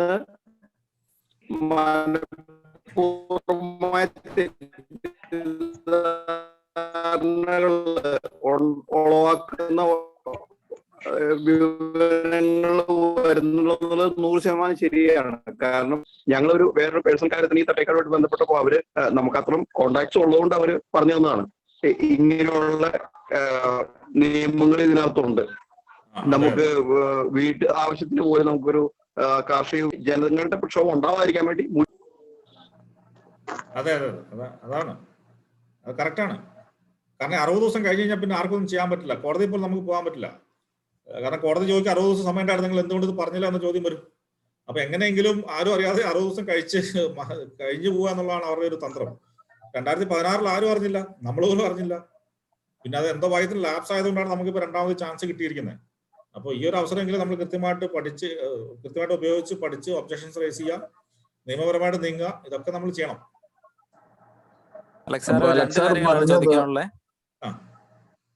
ഒന്നാമത്തെ കാര്യം, ഇപ്പോ നമ്മൾ ബഫർ സോണിനെ കുറിച്ച് സംസാരിക്കുന്നു, അത് ഒഴിവാക്കണം എന്ന് പറയുന്നത്. രണ്ടാമത്തെ അതിൻ്റെ അതിനേക്കാൾ ഈ കുട്ടമ്പുഴയെ സംബന്ധിച്ചിടത്തോളം അല്ലെങ്കിൽ തട്ടേക്കാടിനെ സമീപപ്രദേശത്തുള്ള ആളുകളെ സംബന്ധിച്ചിടത്തോളം പ്രധാനപ്പെട്ട കാര്യമാണ് തട്ടേക്കാട് ബേർഡ് സാങ്ച്വറിയുടെ അതിര് പുനർനിശ്ചയിക്കുക എന്നുള്ളത്, ജനവാസ മേഖല ഒഴിവാക്കിയിട്ട്. അതിനുള്ള അതോറിറ്റി ആരാണ്, അല്ലെങ്കിൽ അതിനുള്ള മൂവ്മെന്റിന്റെ വഴികൾ എന്തൊക്കെയാണെന്നുള്ളത് ഒന്നുകൂടി ഒന്ന്. ഓക്കെ, അല്ല അതിനെ എന്റെ ഒരു ധാരണ ശരിയാണെങ്കിൽ അത് ഫോറസ്റ്റ് വകുപ്പ് വഴി തന്നെ പോകണം. അതായത് ഇപ്പോഴത്തെ അതിന്റെ ഒരു വാർഡൻ ഉണ്ടാവുമല്ലോ, ഇതിന്റെ ബേർഡ് സാങ്ച്വറിയുടെ ഒരു വാർഡൻ ഉണ്ടാവുമല്ലോ. ആ വാർഡൻ പുതിയ മാപ്പ് തയ്യാറാക്കി അത് മുകളിലേക്ക് അത് CCF-ന് അയച്ചു കൊടുക്കുകയും CCF അത് PCCF-ന് അയച്ചു കൊടുക്കുക. അങ്ങനെ ഒരു ഫോറസ്റ്റ് ഡിപ്പാർട്ട്മെന്റിനുള്ളിൽ തന്നെ അത് ആ ഒരു പ്രോസസ്സ് നടക്കണം. പക്ഷെ അവരത് ചെയ്യണമെന്നുണ്ടെങ്കിൽ ഏറ്റവും കുറഞ്ഞ ഒരു മന്ത്രി തലത്തിലുള്ള ഒരു ഉത്തരവ്, ഒരു ഇടപെടലെങ്കിലും ഉണ്ടെങ്കിൽ അവർ ചെയ്യുള്ളൂ. അല്ലാണ്ട് അവർ ചെയ്യാൻ യാതൊരു സാധ്യതയില്ല. കാരണം അത് വളരെ വലിയൊരു പ്രോസസ്സാണ്. ഈ നിലവിലുള്ള സാങ്ച്വറികളുടെ അതിര് മാറ്റി നിർണ്ണയിക്കുക എന്ന് പറയുന്നത്. അത് രാഷ്ട്രീയ തീരുമാനം തന്നെ വരണം. അപ്പൊ അത് എറണാകുളം ബേസ് ചെയ്തിട്ടുള്ള രാഷ്ട്രീയക്കാർ അല്ല മന്ത്രിമാരുണ്ടെങ്കിൽ മന്ത്രിമാരെ ബന്ധപ്പെടുക. ഇപ്പൊ കോതമംഗലം MLA ഭരണപക്ഷ MLA ആണ്, പുള്ളിയെ ബന്ധപ്പെടുക. അങ്ങനെ പ്രഷർ മുകളിലേക്ക് പോയി കഴിഞ്ഞെങ്കിൽ അവർ ചെയ്യുള്ളൂ. പ്രത്യേകിച്ച് ഇപ്പൊ പഞ്ചായത്ത് തെരഞ്ഞെടുപ്പ് ഇപ്പൊ ഈ പ്രദേശത്തുള്ള 100% തന്നെ ആളുകളും കൃഷിക്കാരാണ്. ഇപ്പൊ ഈ സാങ്ച്വറിക്കുള്ളിൽ വരുന്ന ബഫർ സോണിനുള്ളിൽ വരുന്ന ആളുകൾ നാളെ കുട്ടികളുടെ പഠനത്തിനോ എന്തെങ്കിലും ഒരു ആവശ്യത്തിന് ബാങ്കിൽ ഒരു പ്രോപ്പർട്ടി വെച്ച് ലോൺ എടുക്കാൻ പോയി കഴിയുമ്പോൾ നിങ്ങളുടെ പ്രദേശത്തിന് ഇന്ന പ്രശ്നങ്ങളുണ്ട്, ലോൺ തരാൻ പറ്റില്ല എന്ന് പറയുന്ന ഒരു സാഹചര്യം ഉണ്ടായി കഴിഞ്ഞാൽ ഈ നാട്ടിലുള്ള ആൾക്കാർ എന്ത് ചെയ്യും? അതെ അതെ, വളരെ വലിയ ചോദ്യമാണ്. ഗൂഡല്ലൂർ അങ്ങനെ ഒരു എക്സ്പീരിയൻസ് ഉണ്ട്. അതിലേക്കൊന്നും ആൾക്കാർക്ക് അത്ര ധാരണ വന്നിട്ടില്ല. അതാണ് അതിന്റെ പ്രശ്നം. അപ്പൊ അത് രണ്ട് തരത്തിൽ ഈ ഞാൻ നേരത്തെ പറഞ്ഞ ഈ രണ്ട് വിഷയങ്ങളും കുട്ടമ്പുഴ മേഖലയിൽ വളരെ സജീവമായിട്ട് ഓർത്തിക്കൊണ്ട് വരണം. അതിന് രാഷ്ട്രീയമായിട്ട് തന്നെ നമ്മൾ രാഷ്ട്രീയക്കാരെ അത് ബോധവൽക്കരിക്കുക. പ്രത്യേകിച്ച് ഇപ്പൊ കോതമംഗലം MLA ഭരണപക്ഷ MLA ആയതുകൊണ്ട് അദ്ദേഹം വഴി അദ്ദേഹത്തെ കോൺടാക്ട് ചെയ്ത് സമ്മർദ്ദം കൊടുക്കുക, വനമന്ത്രിയെ കാണണമെന്ന് പറയാം. പറ്റുമെങ്കിൽ ഈ പറഞ്ഞ ജനകീയ സമിതികളുടെ ആളെ കൂട്ടി MLA-യോടൊപ്പം വനമന്ത്രിയെ കാണുക. അതുപോലെ എറണാകുളം ജില്ലയുടെ ഒരു ചാർജുള്ള മന്ത്രി ഉണ്ടാവുമല്ലോ, എനിക്ക് ആരാന്ന് എനിക്കറിയില്ല. അപ്പൊ അങ്ങനെയുള്ള മന്ത്രിമാരെ കണ്ടിട്ട് ഈ വിഷയങ്ങൾ ഉന്നയിക്കുക. പ്രത്യേകിച്ച് എറണാകുളത്തിന്റെ ചാർജാ? എറണാകുളത്തിന്റെ ചാർജ് സുനിൽകുമാറിനാണ്. ഓക്കെ. അപ്പൊ അത് CPI-യുടെ മന്ത്രിയാണ്. അപ്പൊ വനംവകുപ്പ് CPI-യുടെ കയ്യിലാണ്. അപ്പൊ CPI-യുടെ നേതാക്കന്മാരെ കാണുക, എറണാകുളം ജില്ലാ സെക്രട്ടറിയോ ആരാന്ന് വെച്ചാൽ അവരെ കാണുക, കാര്യങ്ങൾ ധരിപ്പിക്കുക. അവരെയൊക്കെ കൂട്ടി ഈ പറയുന്ന മന്ത്രിമാരെയൊക്കെ കണ്ട് സമ്മർദ്ദം ചെലുത്തിക്കൊണ്ടേ ഇരിക്കുക. അതല്ലാതെ വേറെ വഴിയില്ല. ഒന്ന് പ്രതികരിക്കാവോ ഇതിനോട്? ഉണ്ടെങ്കിൽ ഒന്ന് പ്രതികരിക്കാവോ? ഇല്ലെന്ന് തോന്നുന്നു. ഉണ്ടോ? ഉണ്ടായിരുന്നു. TC ജോയിച്ചേട്ടനുണ്ടല്ലോ. TC ജോയിച്ചേട്ടൻ. TC ജോയ് ഉണ്ട്, പേര് കാണുന്നുണ്ട്. TC ജോയ് ഉണ്ട്. ഹലോ ഹലോ, കേക്കാം. പറഞ്ഞോട്ടെ. പറഞ്ഞു. നമ്മളെ ഇടുക്കിയുടെ ഈ വിജ്ഞാപനത്തിന്റെ മലയാള പരിഭാഷ കിട്ടിയില്ലെന്ന് പറയുന്നു. ഇടുക്കിയുടെ അല്ല, ഇതിന്റെ തട്ടേക്കാടിന്റെ ഇടുക്കി വൈൽഡ് ലൈഫ് വാർഡിന്റെ ഒരു ഡിസിഷൻ എന്നാണ്. അപ്പൊ അതിന്റെ ഒരു മലയാള പരിഭാഷ നമുക്ക് തയ്യാറാക്കാൻ കഴിയില്ലേ? ഒന്ന്. രണ്ട്, ഇത് അതിന്റെ ശരിയായ വസ്തുത ജനങ്ങളെ ബോധ്യപ്പെടുത്തി ജനങ്ങളെ ആകെ അണിനിരത്തേണ്ട ഒരു പ്രശ്നമുണ്ട്. രണ്ട്, ഇവിടെ സൂചിപ്പിച്ചതുപോലെ പക്ഷിസങ്കേതത്തിന്റെ അതിർത്തി പുനർനിർണയിക്കുന്നത് കേന്ദ്ര വനം പരിസ്ഥിതി മന്ത്രാലയത്തിന്റെ ഒരു നിയന്ത്രണത്തിലാണ് വരുന്നത്. അപ്പൊ അതുകൊണ്ട് അക്കാര്യത്തിലെല്ലാം നമ്മുടെ MP അടക്കമുള്ളവരെ ഇടപെടുകയും വളരെ ദീർഘമായ, ആദ്യം സൂചിപ്പിച്ച പോലെ വളരെ ദീർഘമായ ഒരു പ്രോസസ്സ് ഉണ്ടെങ്കിൽ അത് അങ്ങനെ മാറി കിട്ടുള്ളൂ എന്നാണ് ഞാൻ മനസ്സിലാക്കിയിട്ടുള്ളത്. മറ്റെന്തെങ്കിലും മാർഗം ഉണ്ടോ എന്ന് എനിക്കറിയില്ല. എന്തായാലും ഈ കാര്യത്തിൽ അടിയന്തരമായി വനം വകുപ്പ് മന്ത്രിയെയും അതുപോലെ ഈ ഫോറസ്റ്റിലെ ഉന്നത ഉദ്യോഗസ്ഥന്മാർ, അവരാണ് ഈ കാര്യത്തിൽ ഒട്ടും ജനങ്ങൾക്ക് അനുകൂലമല്ലാത്ത നിലപാടെടുക്കുന്ന ആളുകൾ എന്നാണ് കുറെ കാലത്തെ ഇടപെടലുകളിൽ കൊണ്ട് എനിക്ക് മനസ്സിലാക്കാൻ കഴിഞ്ഞിട്ടുണ്ട്. അപ്പൊ അതുകൊണ്ട് അത്തരം ഉദ്യോഗസ്ഥന്മാരെ വളരെ ആധികാരികമായി തന്നെ ഇടപെടാൻ മന്ത്രിയെയും ഗവൺമെന്റിനെയും ഒക്കെ സമ്മർദ്ദം ചെലുത്തി മാത്രമേ ഈ കാര്യങ്ങൾ ഫലപ്രദമായ എന്തെങ്കിലും കാര്യം ചെയ്യാൻ കഴിയൂ എന്നാണ് ഞാൻ മനസ്സിലാക്കുന്നത്. കേൾക്കാവോ?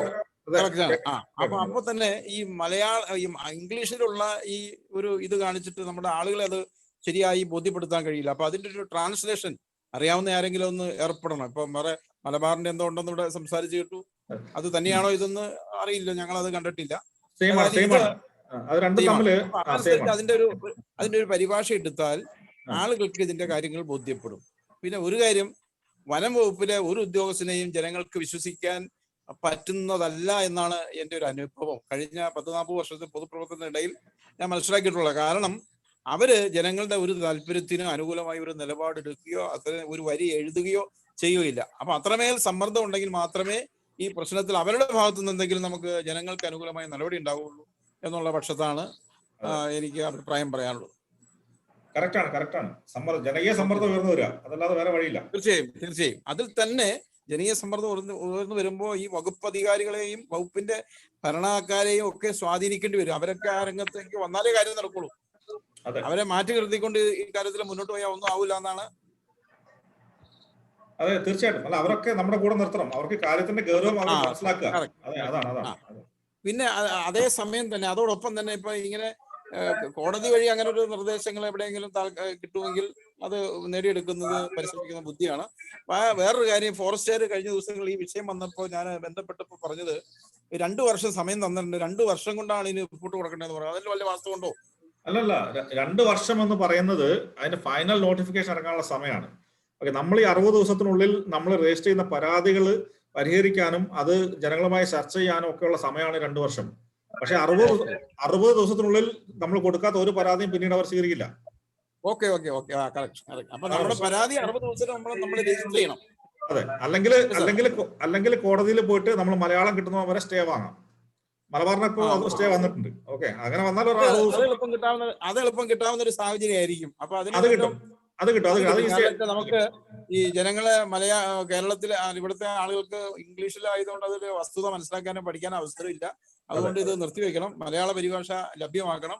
അതിനുശേഷം ജനങ്ങളുടെ അഭിപ്രായങ്ങളും കേട്ട് ആശങ്കകൾ പരിഹരിച്ച് ജനവാസ മേഖലയെ പൂർണ്ണമായി ഒഴിവാക്കാനുള്ള നടപടി സ്വീകരിക്കണം എന്ന് കോടതിയെ ഒരു റിക്വസ്റ്റ്. അത് ചിലപ്പോൾ നമുക്ക് അനുകൂലമായേക്കാം. അല്ല, അത് 100% അനുകൂലമായിട്ട് വരും. കാരണം ഓൾറെഡി 4 സ്റ്റേ വന്നു കഴിഞ്ഞു. ഓക്കെ, അതിപ്പം ആര് പോയാലും കിട്ടും. അത് നമുക്ക് ചെയ്യാം. ഞങ്ങളത് അച്ഛനുമായിട്ട് ആലോചിച്ച് ചെയ്യാം. കുഴപ്പമുള്ള കേസല്ല. ഓക്കെ, ഈ മലയാള പരിഭാഷ ഔദ്യോഗികമായിട്ടുള്ളത് കിട്ടണം, അല്ലാതെ നമ്മൾ ട്രാൻസ്ലേറ്റ് ചെയ്ത ആൾക്കാർ തെറ്റിദ്ധരിക്കപ്പെടും. അതെ കോടതി പോകുമ്പോ നമുക്ക് ഔദ്യോഗികമായി കിട്ടൂലോ.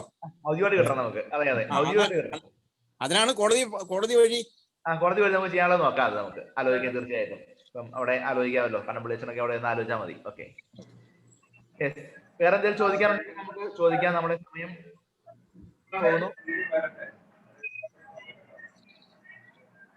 ആർക്കെങ്കിലും ചോദിക്കാനുണ്ടോ? ഉണ്ടെ അൺമ്യൂട്ട് ചെയ്ത് ചോദിക്കാം. അപ്പോള് ഹലോ അലക്സാണ്ടർ പറഞ്ഞതുപോലെ ഈ ഇതിന്റെ പരിധി 1 കിലോമീറ്റർ ആണ് വരുന്നതെങ്കിലും കുട്ടമ്പുഴ പഞ്ചായത്തിലുള്ള എല്ലാരെയും ബാധിക്കുന്ന ഒരു കാര്യമാണ്. അതുകൊണ്ട് പഞ്ചായത്ത് എന്ന് പറഞ്ഞാൽ പൂയംകുട്ടിക്ക് വരെ പോകാനുള്ള ബുദ്ധിമുട്ടുണ്ടാവില്ല. ഇപ്പൊ രാത്രി യാത്ര ഒഴിവായി കഴിഞ്ഞാൽ പോകാൻ പറ്റത്തില്ല. അപ്പൊ കുട്ടമ്പുഴയുള്ള പഞ്ചായത്തിന്റെ ഒരു ഹെഡ് ഓഫീസ് എന്ന് പറഞ്ഞാൽ കുട്ടമ്പുഴയാണ്. അപ്പം ഞങ്ങളെ ബാധിക്കുന്നില്ല എന്ന് പറഞ്ഞുകൊണ്ട് ബാക്കിയുള്ള വാർഡുകാർ മാറി നിൽക്കാതെ കുട്ടമ്പുഴ പഞ്ചായത്തിലുള്ള ജനങ്ങൾ ഒന്നടങ്കം ഇതിന് പരാതികൾ കൊടുക്കുകയും ഓരോ വാർഡിൽ നിന്ന് ഓരോ റെപ്രസെന്റേഷൻ എങ്കിലും കൊടുക്കത്തക്ക രീതിയിൽ ഉണ്ടാകുന്നത് നല്ലതായിരിക്കും എന്ന് എനിക്ക് തോന്നുന്നു. സെൻട്രൽ ഗവൺമെന്റിന് എല്ലാരെയും ബാധിക്കുന്ന ഒരു വിഷയമായതുകൊണ്ട് അതെ, അത് ചെയ്യണം. മുൻപ് പറഞ്ഞതുപോലെ തന്നെ സാറ് നേരത്തെ പറഞ്ഞു കഴിഞ്ഞു. പഞ്ചായത്ത് ശരിക്കും റെസൊല്യൂഷൻ പാസ്സാക്കേണ്ടതായിട്ടുണ്ട്. പഞ്ചായത്ത് മൊത്തത്തിൽ പാസ്സാക്കേണ്ടതായിട്ടുള്ളൊരു പ്രശ്നമാണിത്.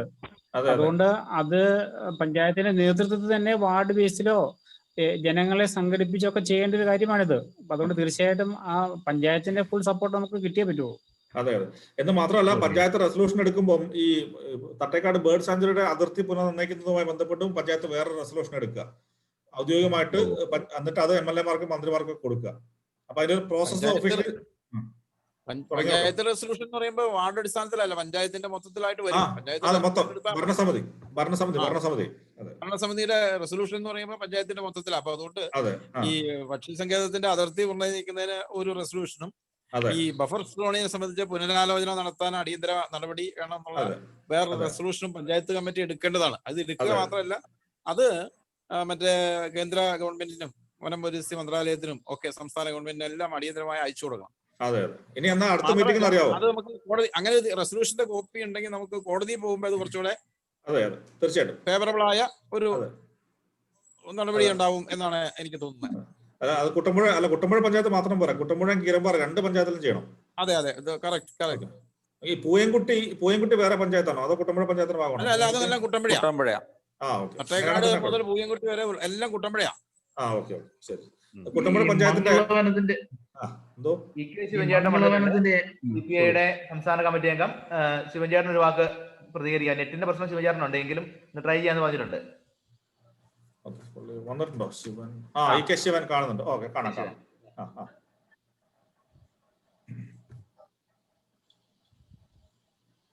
സൗണ്ട് കിട്ടുന്നില്ലേ? ശിവൻചേട്ടൻ ഓഡിയോ കണക്ട് ചെയ്തിട്ടില്ല. ശിവൻചേട്ടാ ഓഡിയോ കണക്ട് ചെയ്യാവോ?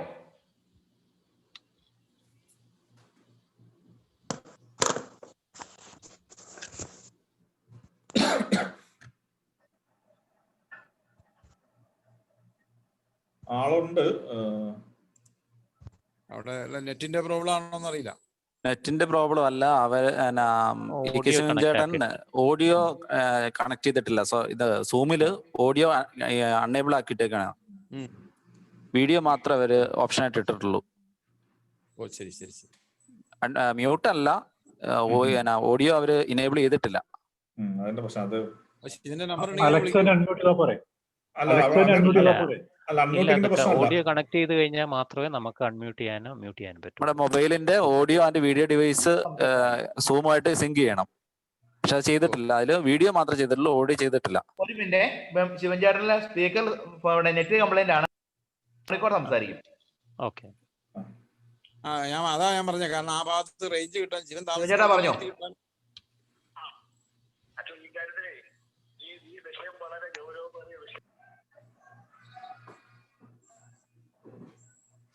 അച്ഛാ സ്പീക്കർ മൈക്കിനോട് ഇച്ചിരി കൂടെ ചേർത്ത് പിടിക്കാവോ? കേൾക്കുന്നില്ല.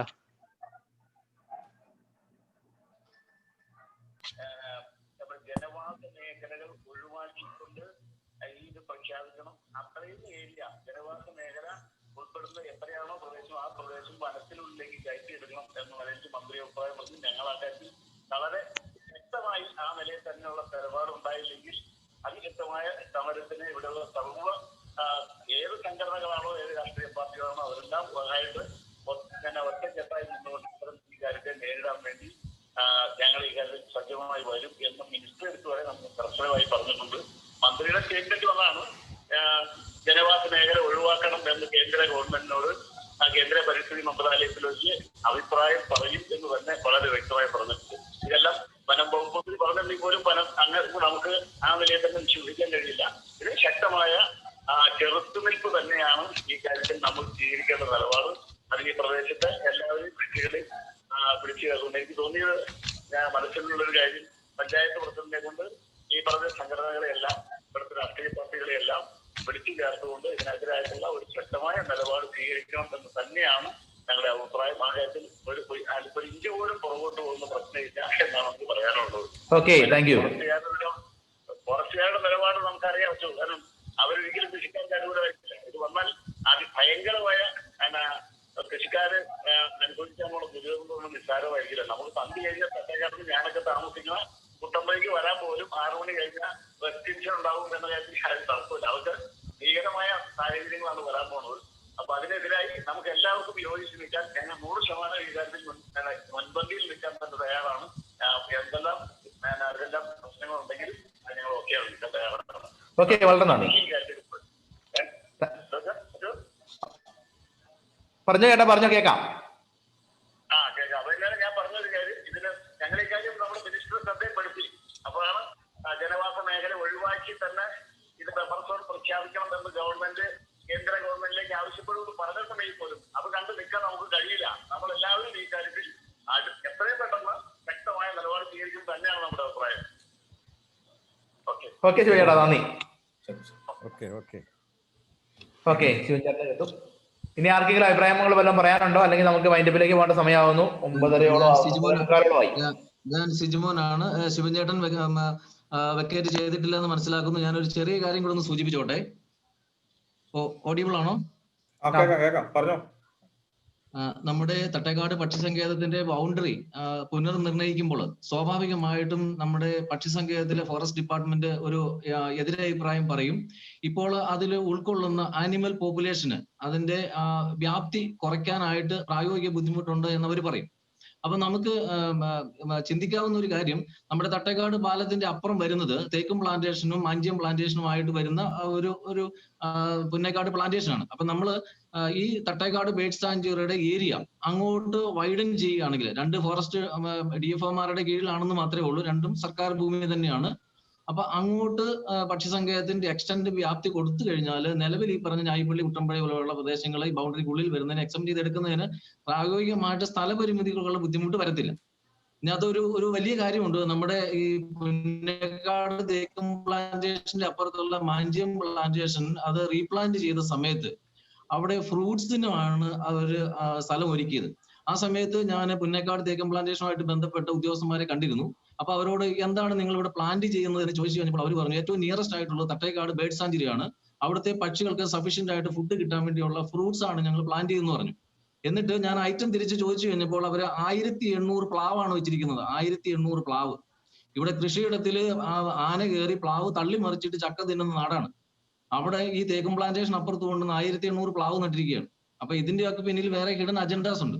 അപ്പൊ ആ ഒരു പുന്നേക്കാട് തേക്കും പ്ലാന്റേഷൻ തട്ടേക്കാട് ബേഡ് സാഞ്ചുറിയോട് കൂട്ടിച്ചേർക്കപ്പെട്ടാൽ ഒരു പരിധി വരെ ഈ പറഞ്ഞ വ്യാപ്തിയുടെ പ്രശ്നവും തീരും.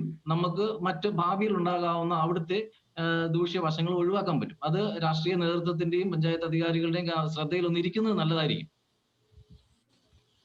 നല്ല കാര്യം, നല്ല പോയിന്റ് ആണ് അത്. പഞ്ചായത്തിലെ റെസൊല്യൂഷൻ പാസ്സാക്കുമ്പോൾ ഇങ്ങനെയുള്ള കാര്യങ്ങളും കൂടെ പറയാം. ഓക്കെ, അപ്പൊ അത് പഞ്ചായത്തില് നിങ്ങളുടെ മെമ്പർമാരൊക്കെ വഴിയായിട്ട് ഈ വിവരങ്ങൾ അവർക്ക് പറഞ്ഞു കൊടുക്കുകയും റെസൊല്യൂഷനിൽ അത് ഉൾപ്പെടുത്താൻ ശ്രമിക്കുകയും ചെയ്താൽ മതി. അവിടെ ഈ പ്ലാന്റിങ്ങിന്റെ സമയത്ത് തന്നെ ഹലോ പറഞ്ഞോ കേൾക്കാം. പ്ലാന്റിങ്ങിന്റെ സമയത്ത് തന്നെ ഈ കാര്യം ഇത് പ്ലാവ് പോലെയുള്ളത് വെക്കരുതെന്ന് ഞങ്ങൾ അവരോട് ആവശ്യപ്പെട്ടിട്ടുള്ളതാണ്. പിന്നെ കുറെ കഴിഞ്ഞപ്പോ അവര് അത് വലിയ സമ്മർദ്ദം പ്ലാവ് ഒഴിവാക്കാന്ന് പറഞ്ഞത്. ഒഴിവാക്കിയൊന്നും അറിയില്ല സിജിമോനെ. എന്തോ ഓഡിബിൾ ആണ്. അത് അന്ന് പ്ലാന്റിങ്ങിന്റെ സമയത്ത് നമ്മൾ അവര് റോഡിലേക്ക് ഇറക്കി വെച്ചപ്പോ വേലി മാറ്റാനും അതുപോലെ റോഡ് ക്ലിയർ ആയിരിക്കും അങ്ങനെ പ്രശ്നങ്ങളൊക്കെ തർക്കങ്ങളൊക്കെ ഉണ്ടായി. അത് കഴിഞ്ഞിട്ട് അവിടെ അവര് മേലുദ്യോഗസ്ഥന്മാരായിട്ട് വന്നാണല്ലോ പ്ലാൻ ചെയ്തത്. അപ്പൊ അന്ന് ഈ പ്ലാവ് ഒഴിവാക്കണം നമ്മൾ പറഞ്ഞിരുന്നു, ആവശ്യപ്പെട്ടിരുന്നു. ഓക്കെ, നമ്മുടെ സമയം പരിമിതി അവസാനിക്കുന്നത് കൊണ്ട് നമുക്ക് തൽക്കാലത്തേക്ക് ഇത് വൈൻഡപ്പ് ചെയ്യാം. നമ്മൾ ഇന്ന് നമുക്ക് ലഭിച്ചിരിക്കുന്ന എല്ലാ മാറ്ററുകളും നമ്മുടെ ഗ്രൂപ്പുകളിൽ പരമാവധി ഷെയർ ചെയ്യും.